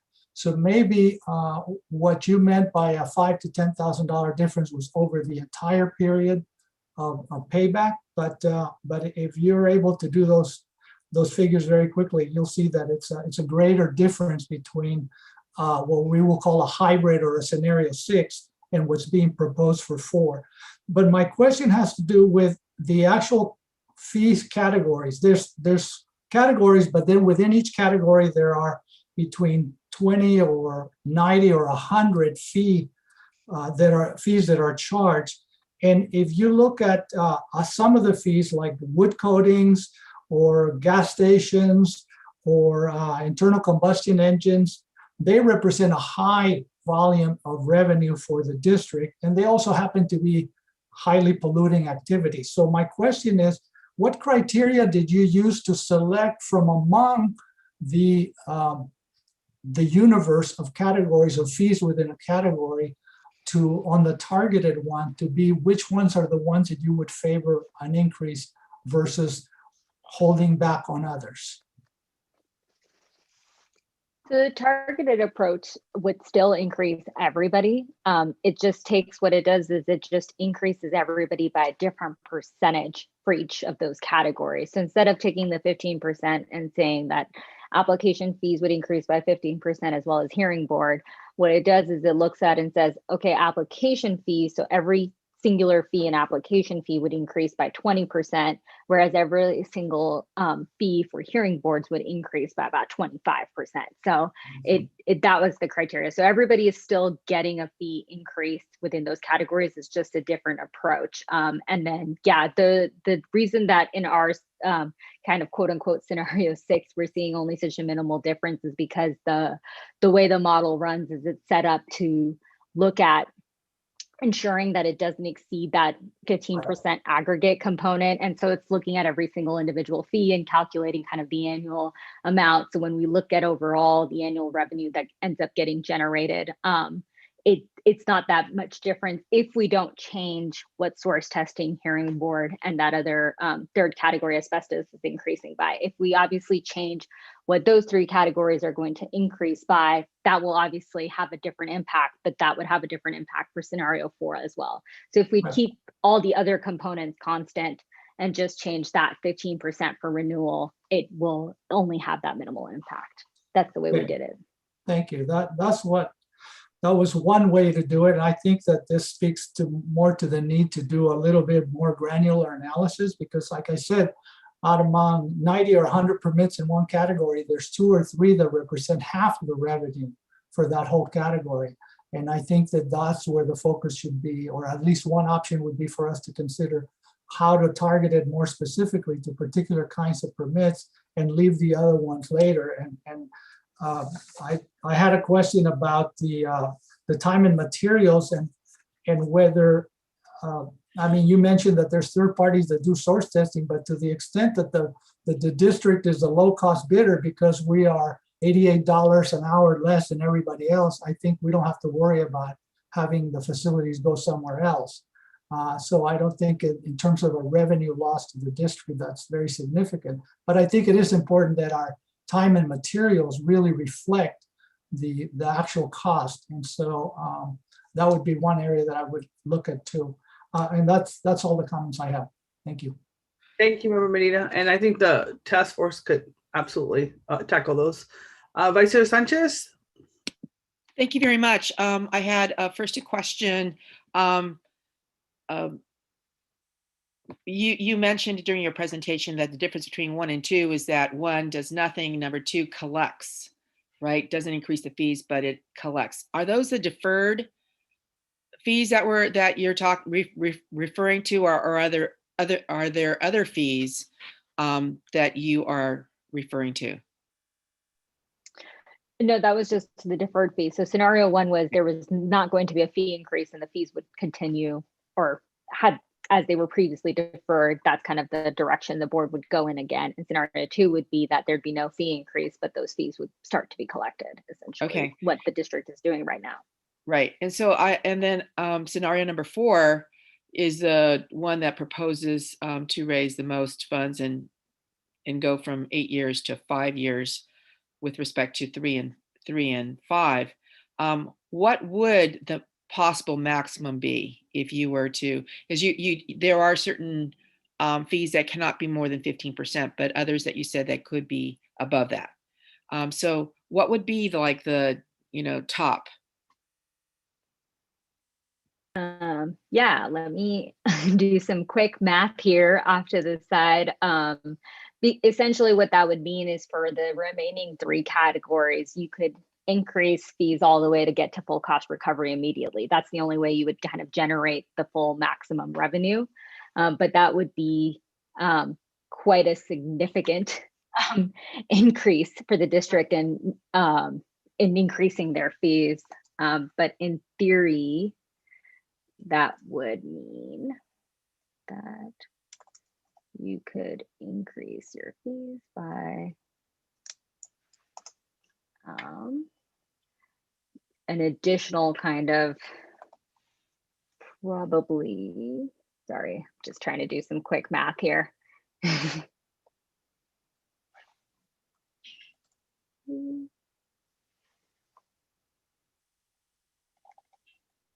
I'm just trying to see the perspective, like how much we're talking about. Obviously, it needs to be something that is fair. But what are we talking about in terms of potential maximum? Vice Chair, because we're asking for specific numbers, would you do you want to get it done now, or would you? If this is a question that you would have the committee answer, and then That's right. I was just wondering if you had something like in because your I feel like she's like to really look for stuff right now, and so instead of giving us accurate information, I think it would be appropriate for any board member who has specific questions related to this item to go ahead and I'm going to put Mr. Members Chu as the lead on the item so that he can just gather the together to identify this stuff. And I'll pursue that further, Chair. I Thank you. want to make one quick comment that I think is very important, though, with regards to the discussion that we've been hearing. We heard about all the concerns about raising fees too high for the industry that has been suffering through the COVID crisis. I want to point out some information that came out at the SANDAG meeting this morning with the lead economist for SANDAG. He pointed out the low-income communities and very low-income communities, 30-some% of the population in San Diego suffered more from COVID than any other part of the community, certainly more than the industry in our region. So I'm here for the communities first. So I'm sorry that the industry is suffering, but asthma cases of cancer and other illness has not gone down. And those communities are suffering probably more so than the industries that we're speaking of. So my priority is for the communities, not for the concerns over the industry. The industry, we're going to help as much as we can, but I think the ones that need help are those who are suffering in these communities for decades. So that's why I think that's my kind of mantra going forward. And I'm going to take that with me on this task force as we think of what's the best way to help industry, but mostly help our communities. Thank you. Vice Chair Sanchez, I didn't mean to cut you off. Is there anything other item that you would like to request for the committee? No, thank you. All right, so that item will now, we're gonna basically continue it and we'll come back we'll put it on the agenda for the May 21st meeting and ask the task force to provide us with some recommendations and whatever, I think the work that is done to make sure that it's part of the for the meeting as well. Excuse me, Chair Vargas. Could I ask that you entertain a motion to create the task force and nominate those members in accordance with the bylaws? It would serve as an ad hoc committee to the board. Is there, move. okay, is there a I'll second? second. We have a motion and a second. Madam Clerk, can you call the vote, please? If you want me to repeat who the committee members are again, it's Member Chu, Member Medina, and Member Gomez. Thank you. Member Birkbeck Garcia, Yes. Member Bush, Yes. Member Elo Rivera, Member Fletcher, Fletcher, aye. Member Gomez, Yes. Member Martinez, Yes. Member Medina, Yes. Member Shu, Yes. Member Whitburn, Vice Chair Sanchez, Yes. Chair Vargas. Vargas, yes. Thank you. That motion passes with all board members who are present voting aye. Thank you. The next item, the final item for consideration today is the 2019-2020 air toxic hotspots program report for San Diego County. So at this time, if we have any members of the public that have requested to speak on this item, please dial in to the conference line using the instructions provided. Madam Clerk, are there any public speakers? Thank you, Madam Chair. We have one request to speak on this item. I would ask the caller to please unmute themselves at this time. You will have 3 minutes to address the board, and I will call you by the last 4 digits of your phone number, which are 0805. Please begin by stating your name for the record.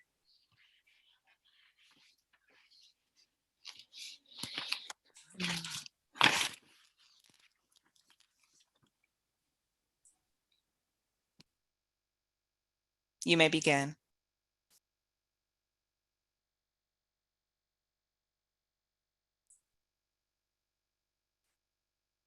You may need to press *6 to unmute yourself.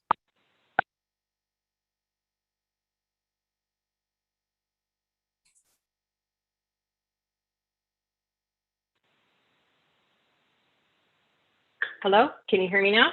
Yes, we can hear you. Sorry about that. I have a question about the process. I thought that the public comment would come after the presentation.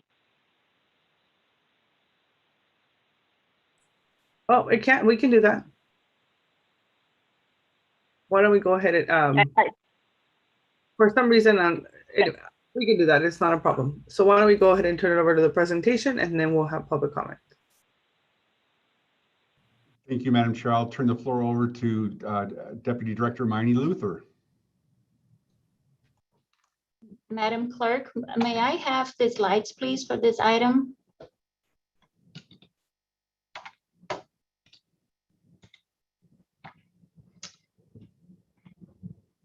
Thank you very much.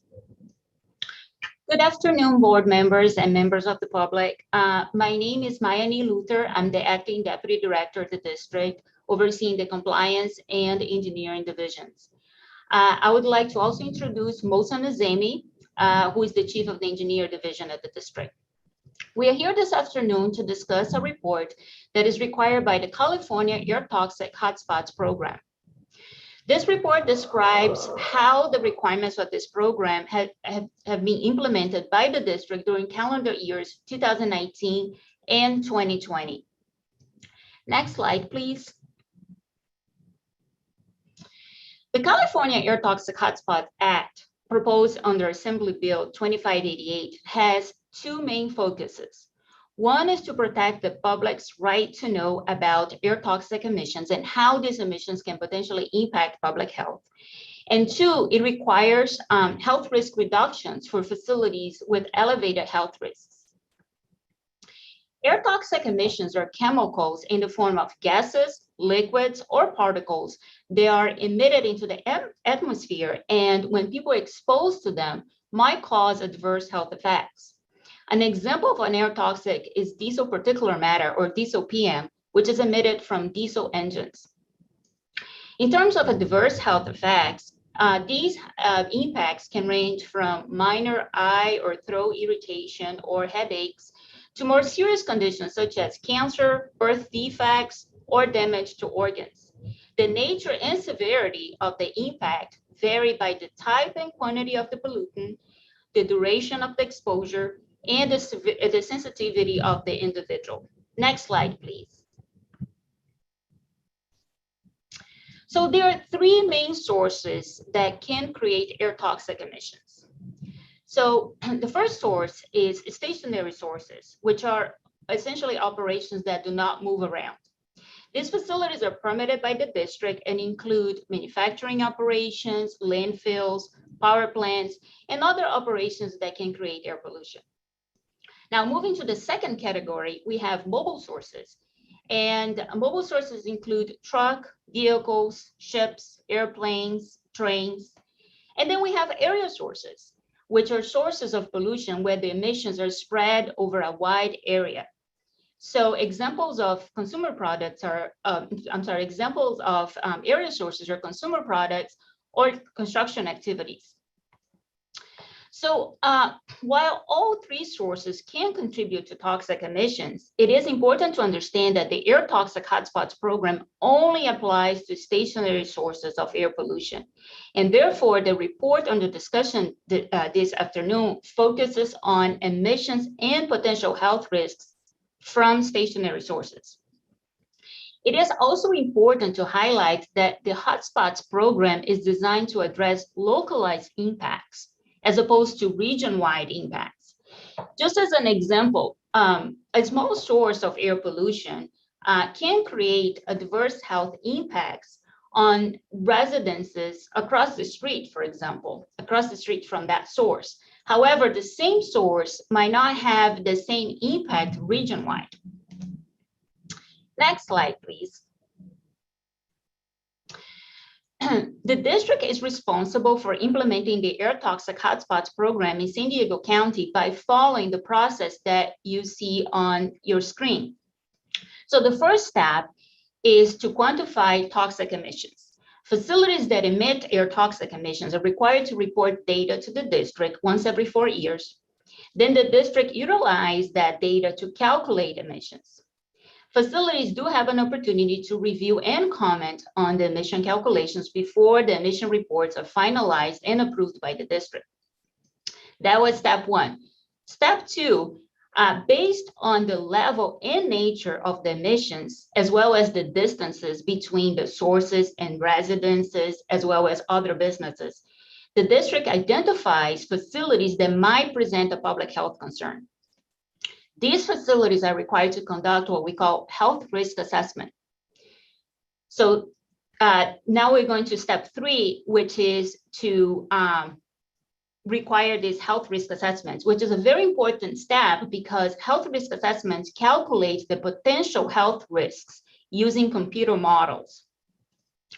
Then, based on the result that we obtain from these health risk assessments, which are approved by the districts implement public notification and risk reduction requirements in accordance with District Rule 1210. Next slide, please. The District Rule 1210 establishes public notification and risk reduction thresholds and procedures, as I previously mentioned, for different types of potential health risks that you see on your screen. Specifically, Rule 1210 has requirements for cancer risks, health hazard indices, and cancer burden. So let's start with cancer risk.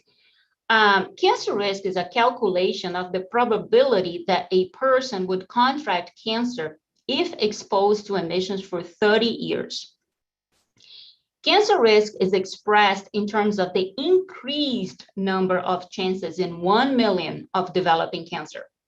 For example, a cancer risk of 10 in a million indicates a likelihood that up to 10 people out of 1 million equally exposed people would contract cancer.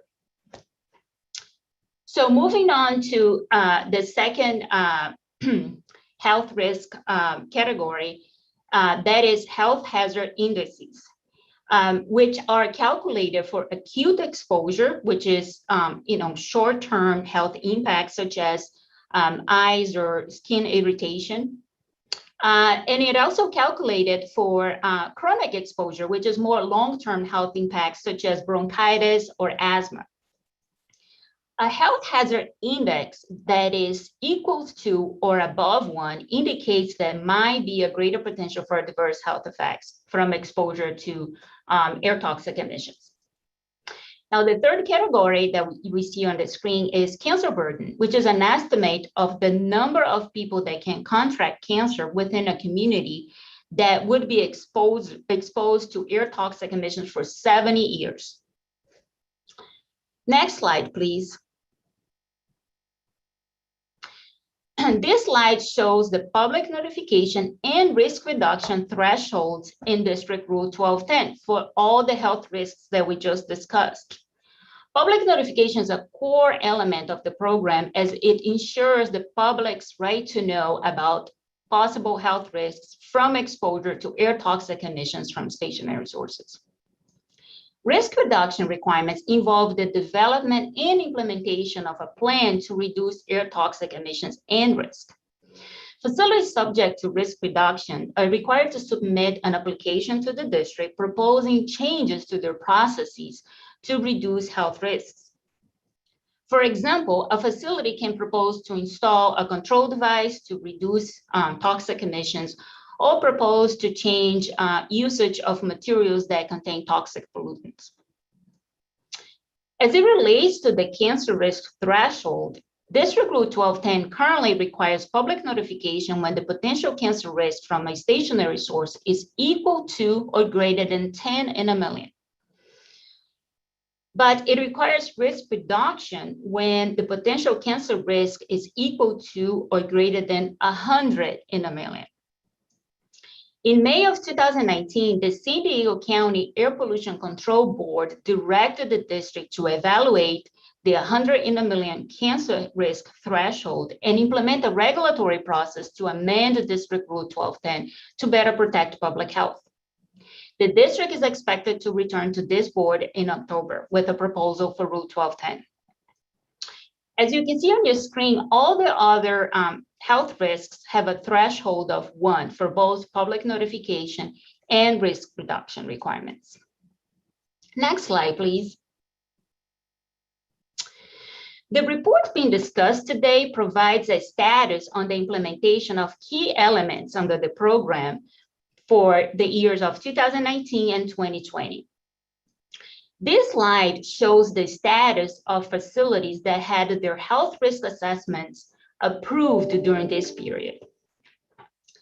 So on the left side of your screen in green, you can see that out of 9 health risk assessments that were approved, 6 facilities were notified by the district to complete public notification.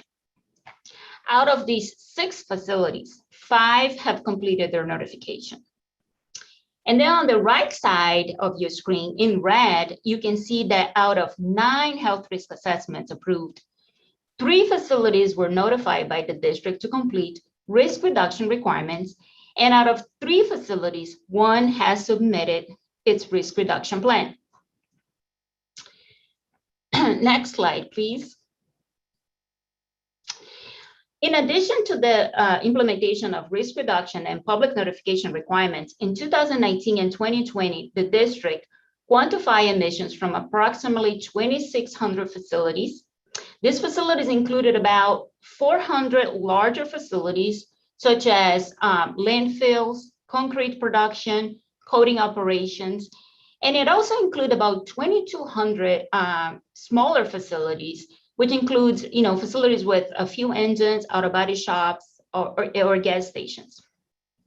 To provide some context on this, there are about 3,000 facilities located in San Diego County subject to emission inventory requirements.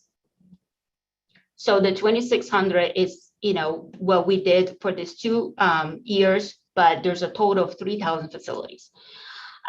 In addition to these emission inventories, the district also requested about 50 health risk assessments during this period. Next slide, please. Okay, so this slide shows the sources that might present a public health concern and therefore are required to conduct a health risk assessment. Once the health risk assessment is submitted and approved by the district, we will know if a facility is creating elevated health risks in accordance with District Rule 1210. As previously discussed, facilities with elevated health risks, as calculated from the health risk assessment, are subject to risk reduction requirements and/or public notification requirements. There are about 4,000 stationary sources facilities that are regulated by the district. And currently, about 85 facilities are required to conduct a health risk assessment. This number that you see on this slide also includes health risk assessments that were requested or required this year in 2021. Next slide, please. The implementation of public notification and risk reduction requirements under this program is based on the health risks calculated by the health risk assessments. This slide provides the next steps after the district requests health risk assessments from facilities subject to this program. So as you can see on your screen, after the district requests a health risk assessment, per state law, facilities have up to 180 days to conduct and submit the health risk assessment to the district. So that's the time frame that you see here, starting from left to right. After the district receives the health risk assessment, it needs to submit the health risk assessment to the Office of Environmental Health Hazard Assessment, or OEHA, for review. For state law, OEHA has 180 days to provide comments on the health risk assessments. State law also requires the district to approve health risk assessments within 1 year. The district has been implementing significant changes to ensure the review of health risk assessments is expedited so it can identify all facilities with elevated health risks and implement the applicable requirements under the program, which are public notification and risk reduction requirements. Additionally, state law and District Rule 1210 establish various timelines for completing public notification and meeting risk reduction requirements. The district is also required to take enforcement actions when facilities do not meet these timelines. In 2021, the district has issued 7 notices of violations for facilities for not complying with the requirements of the Hotspots program. Next slide, please. On April 1st, 2021, the district released a draft of the 2019-2020 Air Toxic Hotspots program report in English and Spanish for public review. And we also scheduled a virtual public meeting for April 22nd. Public meeting outreach was conducted by publishing the meeting notice and draft report on the district's website in English and Spanish, and by reaching out to multiple organizations and committees such as Environmental Health Coalition, Industrial Environmental Association, Casa Familiar, and the Portside Environmental Justice Steering Committee.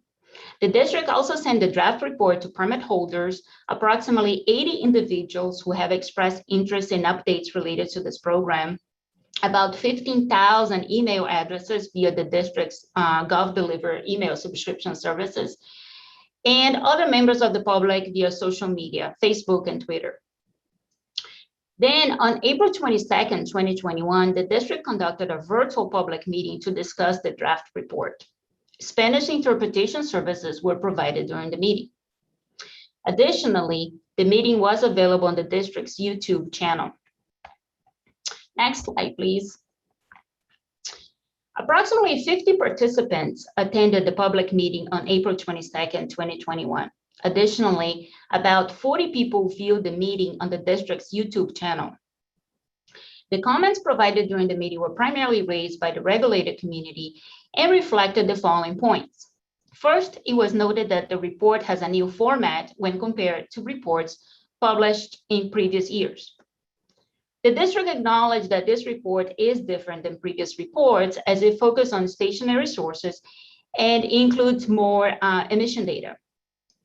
This report includes about 160 pages, most of which include emission data and data related to health risk assessments, while previous reports only included about 15 pages. The second point that was raised is that a suggestion was made to inform the public regarding, one, the progress that has been made to reduce overall toxic emissions and public health impacts from all sources, including mobile and area sources. And two, to discuss the latest methodology to calculate health risks, which might show higher risk levels even when the air toxic emissions have not increased. To this point, the district explained that while mobile sources and area sources contribute to health risks, this report is related to the implementation of the Air Toxic Hotspots program, which is specifically related to air toxic emissions and associated health risks from stationary sources. Additionally, this report is designed to meet the requirements established in state law, which specifies requirements for the content of this report. As it relates to the latest methodology to calculate health risks, a representative from the Office of Environmental Health Hazard Assessment, or OEHA, was part of the presentation provided by the district to specifically discuss the changes in the health risk calculation methodologies adopted in 2015. OEHA is a scientific branch of the California Environmental Protection Agency, which evaluates the effects of toxic compounds, develops exposure levels and guidelines on how to evaluate health risks from air toxic emissions. The report discusses that in 2015, OEHA enhanced its health risk assessment guidelines to reflect scientific advances in the field of toxic exposure. Also, advances in health effects and risk assessments. The enhanced guidelines that was adopted in 2015 show that health risk can be higher than what we previously calculated, even when the toxic emissions have not increased. And then the last point we wanted to convey here is that there were some concerns expressed based on the assumption that there was a short time frame for providing comments to the district. The district, to this point, the district clarified that the draft report was released for public review and comments on April 1st, 2021. The district stated that while it is always available to answer any questions related to this report or to the program, any comments to be considered for this report needed to be provided by April 26th. Next slide, please. The Air Toxic Hotspots program is critical to improve air quality and protect public health and the environment. This slide highlights other programs and strategies that can contribute to reducing health risks in the county. The first point that we wanted to discuss is that in November of 2020, the California Air Resources Board approved amendments to the emission inventory criteria and guidelines report for the Hotspots program. The primary purpose of this amendment is to obtain a better understanding of stationary source emissions, enhance public access to information on toxic emissions, and further reduce their impacts on public health by ensuring that the new chemicals of concern are reported. The second effort we would like to discuss is that the California Air Resources Board established a community air protection program to reduce exposure to air pollutants in communities based on environmental, health, and socioeconomic data. This statewide effort requires community air monitoring, community emission reduction plans, and incentive funding to deploy the cleanest technology in the most impacted areas. Currently, San Diego County has the Portside Environmental Justice Community under this program, which includes Barrio Logan, Sherman Heights, Logan Heights, and West National City. The district is developing a community emission reduction plan, or CERP, in the Portside community that proposes multiple strategies and actions designed to reduce air pollution emissions and community exposure to air pollution. While these strategies were designed to address environmental challenges in the Portside community, they can also benefit the entire county. Now, as it relates to toxic emissions, as previously mentioned, the San Diego Air Pollution Control Board has directed the district to evaluate the current regulatory thresholds to implement cancer risk reduction, which, as previously discussed, is 100 in a million under District Rule 1210. District staff was directed to implement a regulatory process to amend this rule to better protect public health. Also, District Rule 1200 regulates potential public health risks from new and expanding businesses. On average, we evaluate 400 applications annually that is subject to Rule 1200. Another effort is that the district is evaluating health risks from welding operations, which involve toxic air pollutants. Also, while the hotspots program does not apply to mobile sources of air pollution, including on-road and off-road vehicles, these sources do contribute to air toxic emissions in the county. And in order to reduce emissions from mobile sources, the district has entered into agreements with the California Resources Board to enforce regulations pertaining to diesel on-road and off-road vehicles. Also, the district provides grants every year through its incentives program to clean up and or replace diesel-powered vehicles and other equipment. Next slide, please. Today's recommendation is to authorize the Air Pollution Control Officer to distribute the 2019 and 2020 Air Toxic Hotspots Program Report for San Diego County. Thank you very much.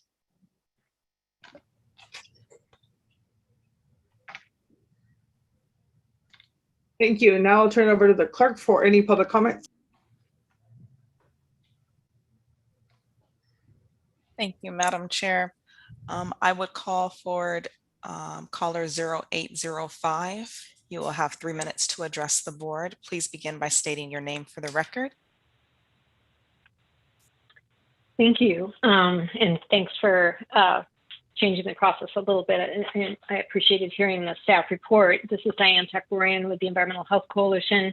We submitted our letter regarding the air toxics hotspots report and program, and I hope you've all received it and have had a chance to review it. We appreciate the opportunity to comment here today. I want to start by commending the Air Pollution Control District staff on the enormous amount of work that they've put into this program over the last 18 months. The program has been largely disregarded in previous years, and little new work occurred, as evidenced by almost identical reports that were issued year after year. This report provides significantly more information and provides much more detail than ever before, with complete lists of facilities and the status of their submissions. We also appreciate and commend the report for its focus on public health risk from toxic air contaminants emitted by permitted facilities. That's the purpose of this law, to identify the sources of toxic air contaminants, inform the public of their exposure, and work to reduce those emissions. Some have criticized this report for the exclusive focus on toxic air contaminants instead of presenting a discussion of all sources of air pollution. We believe that criticism is really misplaced, and this is not the district's regional air quality report, which should cover all sources. And we look forward to that report as required by AB 423. But this report should focus on air toxics as it does. It's also important to note that the new state of California methodology that Mayani mentioned to evaluate the health impacts of toxic air contaminants has been utilized, and the science has really evolved, and it's more sensitive to risks experienced by vulnerable people, especially children. It's representative of good science, and the public deserves the best information. So we're gratified that that's being implemented as well. So while the report is substantially improved from previous years, we think that it could still be improved and that it's deficient in a few areas. And our letter outlines quite a few of our suggestions. So I'll just provide a highlighted overview of some of the major categories. For instance, the facility status and timeline to district compliance is lacking. There's a backlog of facilities that have not submitted HRAs. And Mayani provided like the beginning of that kind of visualization in her PowerPoint, which I think is the kind of thing that belongs in the report. And what the timeline is for review of the approval of the HRA should also be included. And she provided a general overview of that, but I think a more specific one would be very welcome in the report. The risk reduction strategies we think must be included in the report. And again, while there's a general overview, this report provides little specific information on the regional and facility specific strategies being employed. There's a reference to AB 617 in the SERP, but there's quite a bit of very specific information there that would really, I think this report would really benefit from. And perhaps most importantly, this report is a public right to know report. Unfortunately, the manner in which the data and health risk information is provided is not accessible and understandable to the general public. A few suggestions that we have to improve accessibility is visualization. And I noticed that there was a map in the PowerPoint, which is great. That's the kind of mapping and visualization that really needs to be included along with associated health risks. And that's the kind of information that the public can really understand and learn from. We believe a discussion of cumulative health risks for multiple facilities, especially in highly impacted areas, would be appropriate. So while we're talking about a cancer risk of, let's say, 50 in a million or 100 in a million, if there's multiple facilities in one area, then obviously the cancer risk is much higher than that. Ma'am, your time has concluded. Okay, I'll just make my last recommendation, and that is that we recommend that the governing board defer approval of the report until the improvements are made to more fully comply with the regulations and the information is provided in a publicly accessible and understandable manner. Thank you for your time. Thank you. That concludes public testimony for this item. Thank you. Member Fletcher. Thank you, Chair. Question for Rob or APCD staff. In April of 2019, the governing board said lower the threshold from 100 parts per million to 100 deaths to perhaps 10. We're now 2 full years later and it has not moved. Can you walk through why 2 years after we said do it, we're still at this very high threshold? Thank you. Through the chair, board member Fletcher. Yeah, we regret the delay that it's taken. Part of the time necessary for us was to collect data on what the actual emissions from these, the current emissions from affected facilities would be, and which facilities, if we lowered the threshold, would be then captured by this new threshold, and what would be the implications on those facilities as part of our rulemaking effort. So that's a very long and bureaucratic way of saying we just didn't have enough data on which to make a solid recommendation to the board to lower it to 10.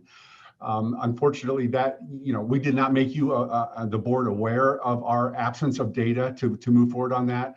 The current administration realized that, and we've, as Miney reported, been working overtime trying to get the necessary data so that we can return with all the facts and figures and a sound recommendation this October.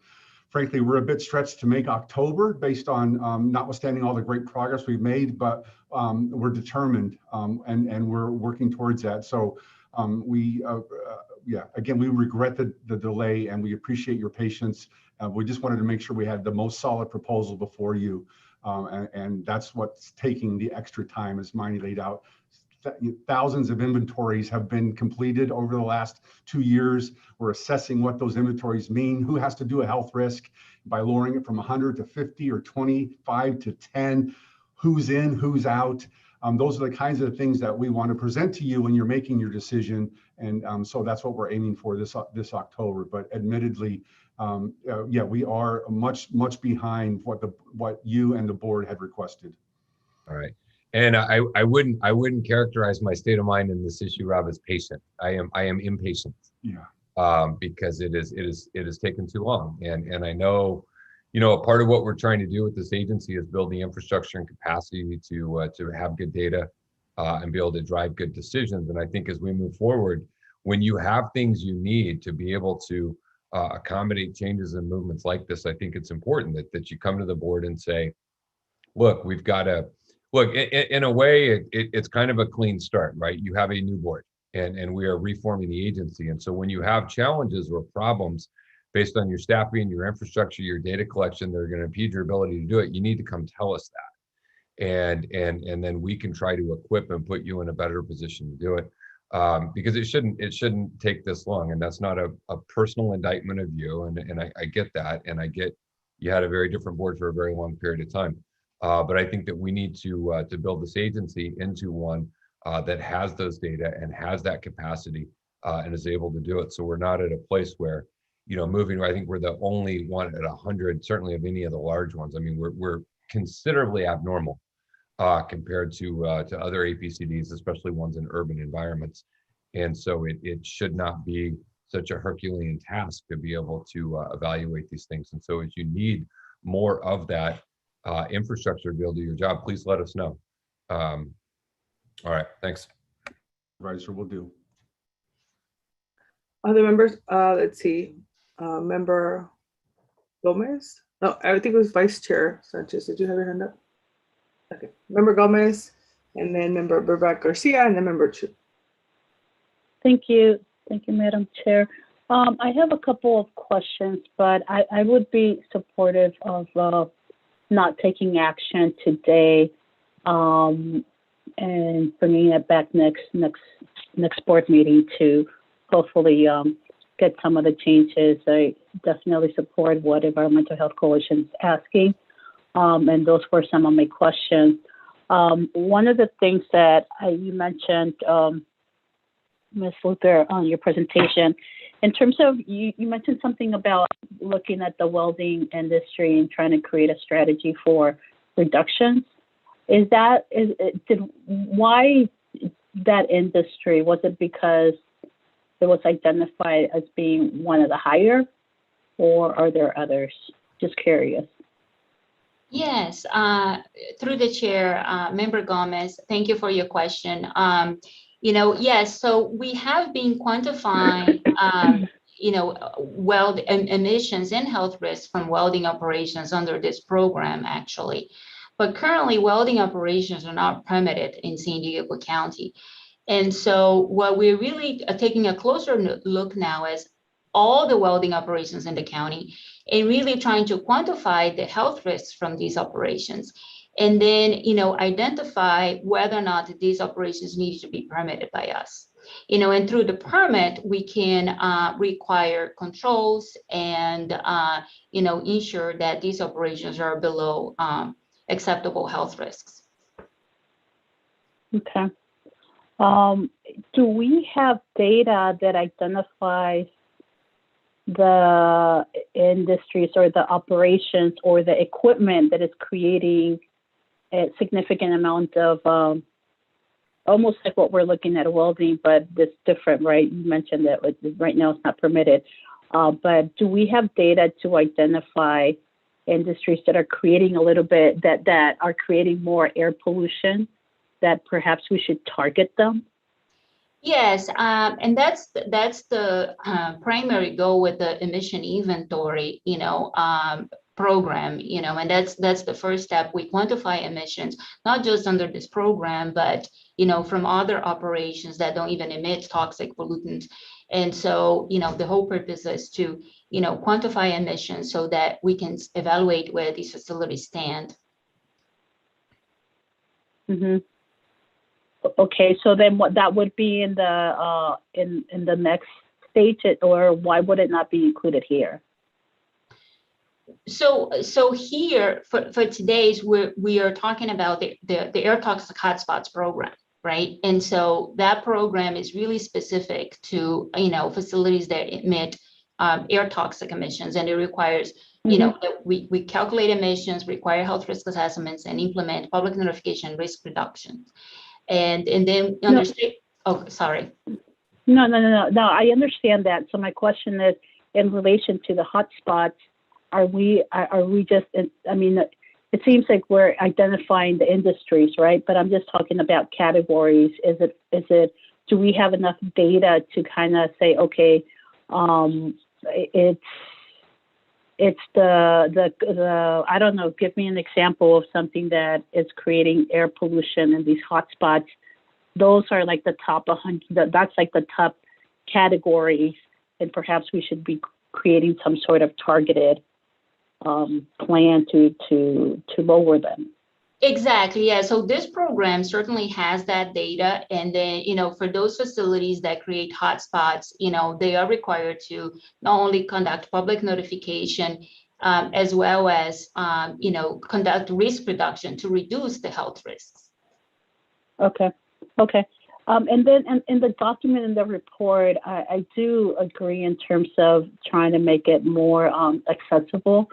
I had a very difficult time, and maybe we can set up a meeting just so you can walk me through it, but I didn't understand where it showed currently this is what it is, and based on this, it's going to reduce to this. I just had a very, like visually, I just didn't see that. And maybe it's there and it's my fault, but I would want to see that in the document.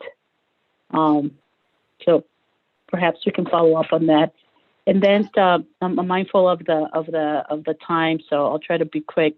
I still believe that here we can do some sort of, I know when we met with the whole staff, I've mentioned about having an additional, some sort of analysis of permits that are trying to come in here to have some sort of higher threshold. And I believe that that should be explored in this document, whether it being even a lower threshold that is expected to come in October of the council risk thresholds. Perhaps there should be a lower one here beyond the one that we're going to be moving to if adopted by the board. So I believe that type of strategy should be made mention in this report because these are the hot spots and we should be thinking about that in such a way. And I didn't see that type of reference. We're just basing the report on what's required, but I think we need to go beyond that. As staff and as an agency, I would want us to go beyond what's being asked from the other agencies. So it's just something I would want to see that. I do believe that what the port is doing right now is critical, and it should be reflected in this report, which I didn't see as well, and that's why I'm supportive of not taking action today. And I will leave it at that. Thank you. Thank you. Member Burbeck Garcia. Thank you. I just have a couple of questions. But first, I wanted to echo Member Fletcher's point about us moving for our thresholds from 101 million to 10 and 1 million. I feel very strongly about that and felt I should verbalize that. First, I was looking at this report, which is dated April 1st of 2021, is data from 2019 and 2020. Are we doing reports every 2 years, or what is the reason that it's 2019 and 2020? I didn't see anything that specifically said this report, the 2019 data was not presented in 2020 because of X, Y, or Z. And I'm interested to know why we're presenting 2 years in one. And then I have one more question after that. Through the chair, board member Burbeck Garcia, thank you for your question. So the district did not publish a report last year. And that's why, this year we're trying to publish a report that combines 2 years. And the reason for that is because, the district did have a backlog in terms of, emission inventory data that needed to be collected and calculated. And, as I try to present in my slides, that's the very first step with this program is to quantify emissions. And, the district was behind, and so in 2019, that's when the district started, catching up on the emission inventory, calculating emissions. And so if we had published a report last year, it wouldn't have been as informative because it would essentially just have information on emission data, and it would not have, really important critical information as it relates to health risk assessments and the implementation of the public notification risk reduction requirements, because we're trying to catch up with that. So that's why we didn't publish a report last year, because we wanted to make sure that if we publish a report, it's very informative and it has information as it relates to the requirements of this program and not just emission related information. Thank you. And I appreciate that explanation. Maybe, and I don't know if it's appropriate or not, there could be like some little statement that we put in the report saying, you know, in order to provide more inclusive data or whatever terminology we want to use, because, you know, I appreciate all the work that the staff and everyone's doing. I understand we're a new board, but at the same time, you know, being backlogged, yes, is a reason, but we need to state, you know, we were behind and now we're giving you this information and what we're going to do to prevent from being behind again. Or if you guys, I don't know.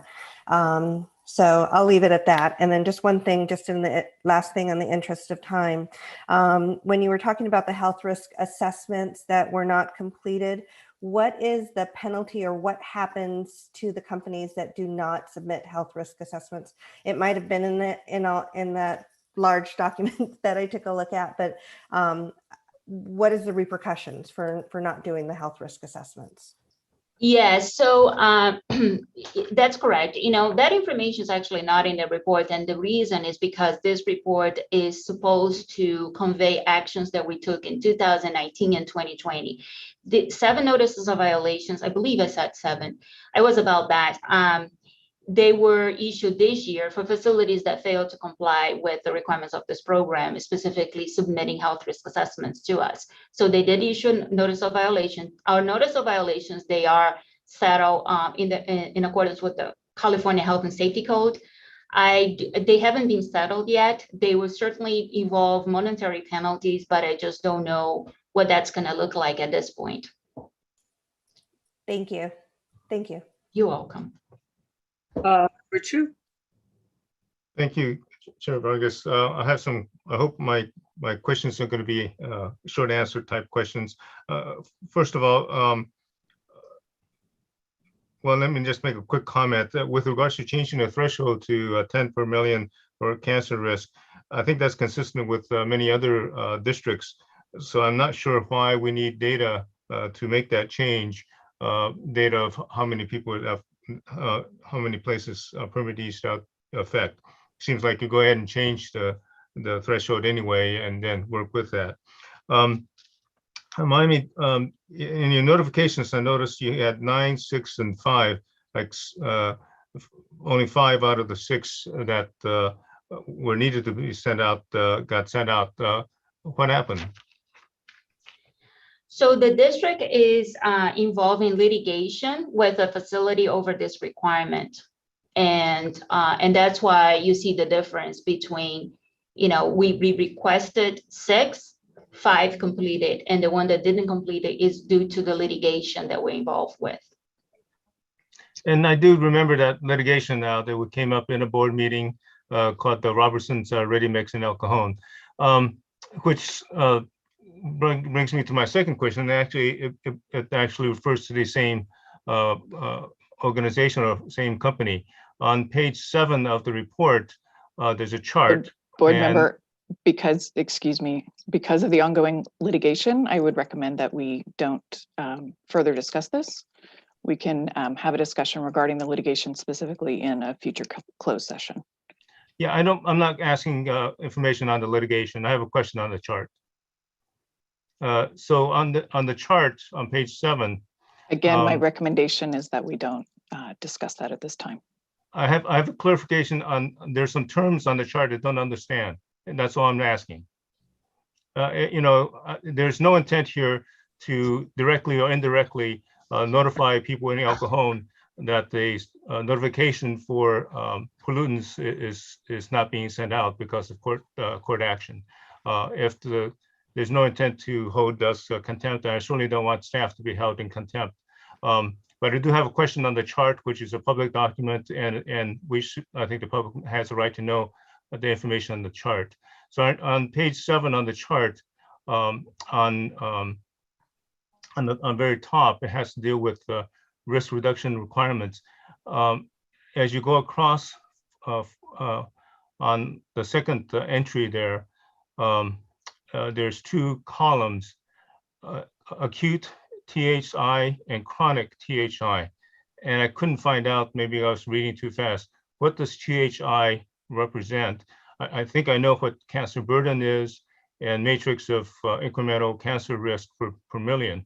But on that chart, there's those other two columns, and I'm wondering if I can get clarification of what that means. Sure, Board Member Shu. So that's toxic hazard index.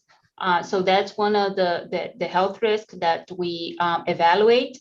So health hazard indexes, they are calculated for acute and chronic, and acute relates to health risks such as skin or eye irritation, and chronic it relates to health risks such as or health impacts such as bronchitis or asthma.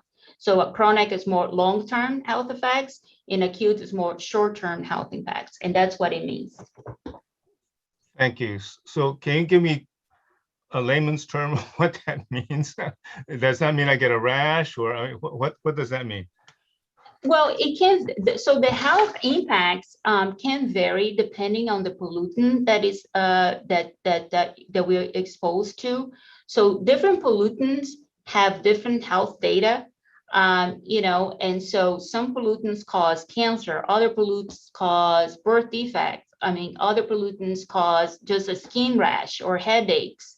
So, these health hazard index, they are calculated, the way we calculate this is we evaluate the concentration that somebody is being exposed to, and we divide that concentration by the maximum concentration at which there will not be a health impact.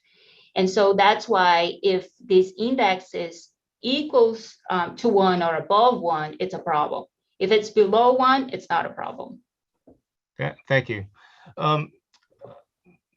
One last point I want to make is there was a notice that I was sharing with the city of Santee with regards to Sycamore landfill. I know that hotspot was given notification to their residents. They got the benefit of giving the notification. But some of this information was years after the data was eventually. Is there any validity? Many of the residents were asking me, since I represent East County, this is information that's rather old. What's the significance? Is there a need for notifying me now of something that happened in 2013? And perhaps you or maybe other board members can tell me, is there validity in giving out a notice now for some measurement that was taken in 2013?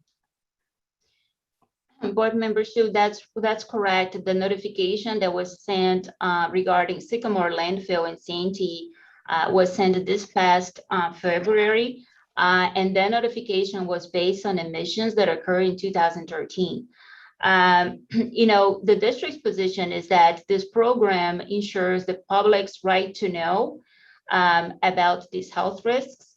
And so we do think that the notification is important, as well as, Sycamore landfill is subject to risk reduction requirements. In fact, they've already submitted their plan to us for evaluation.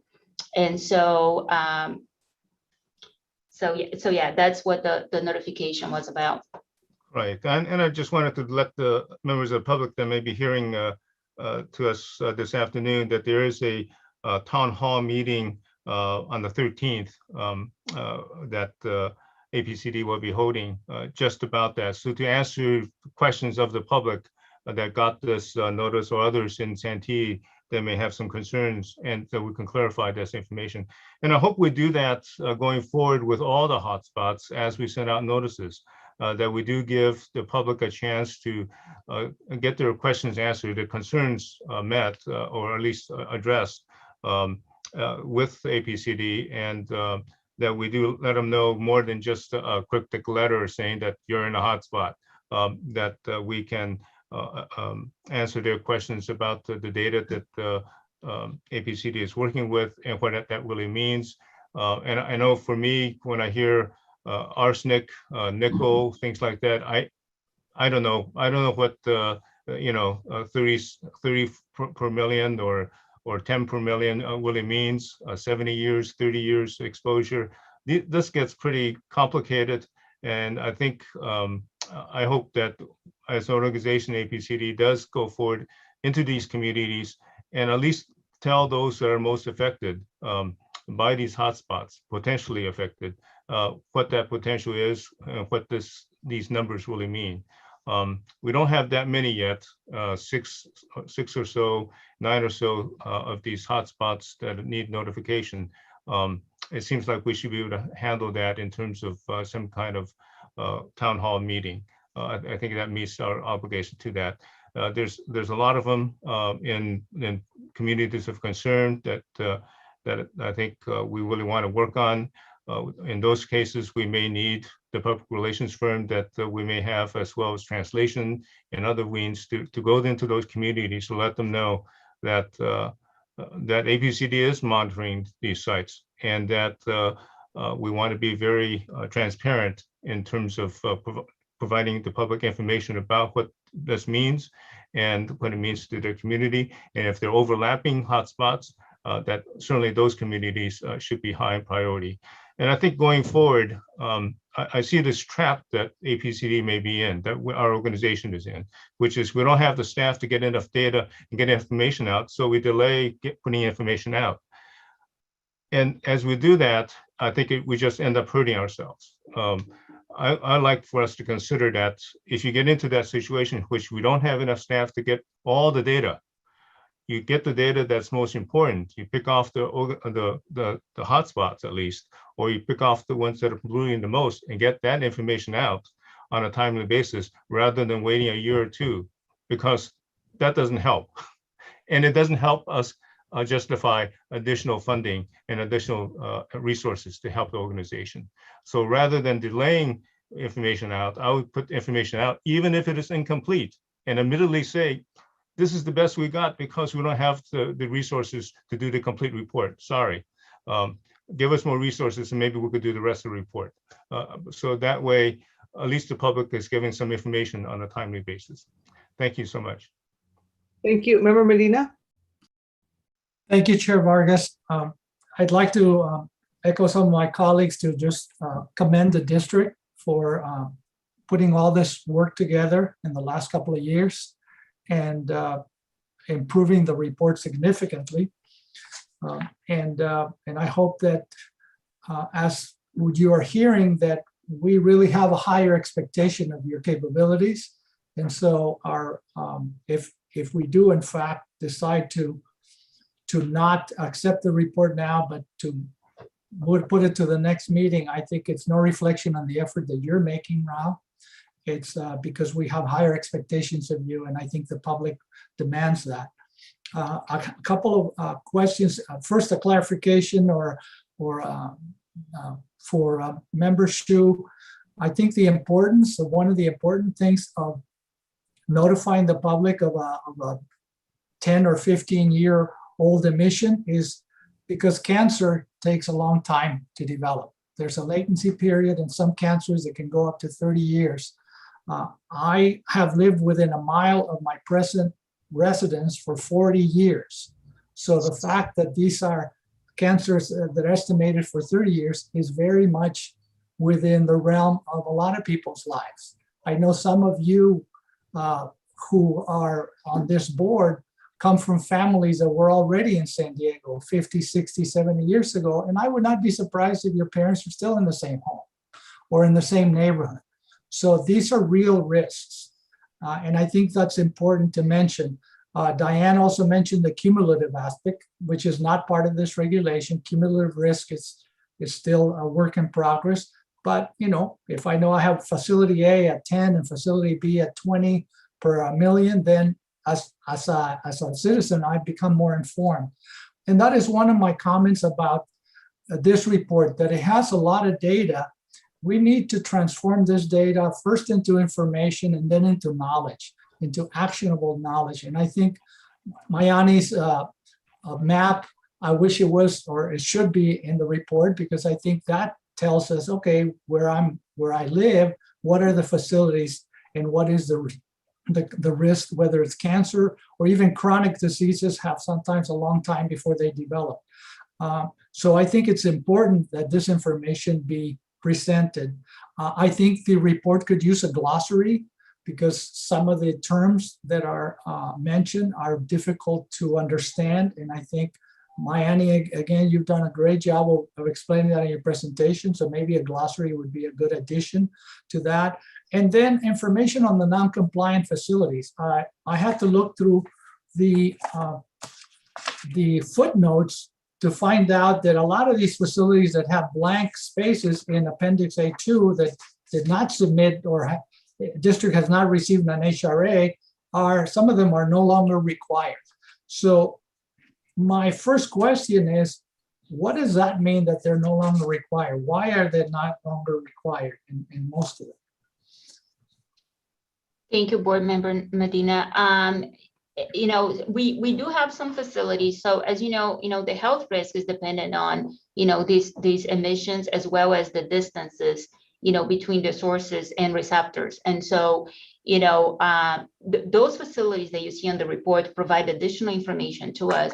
And the district has verified and documented that they no longer trigger a health risk assessment. So that's what happens, and we do have that information available. And we intentionally put those facilities there. We listed those facilities there for transparency purposes, so that members of the public can see that, yes, originally they triggered, but based on subsequent information, they are no longer required to conduct a health risk assessment.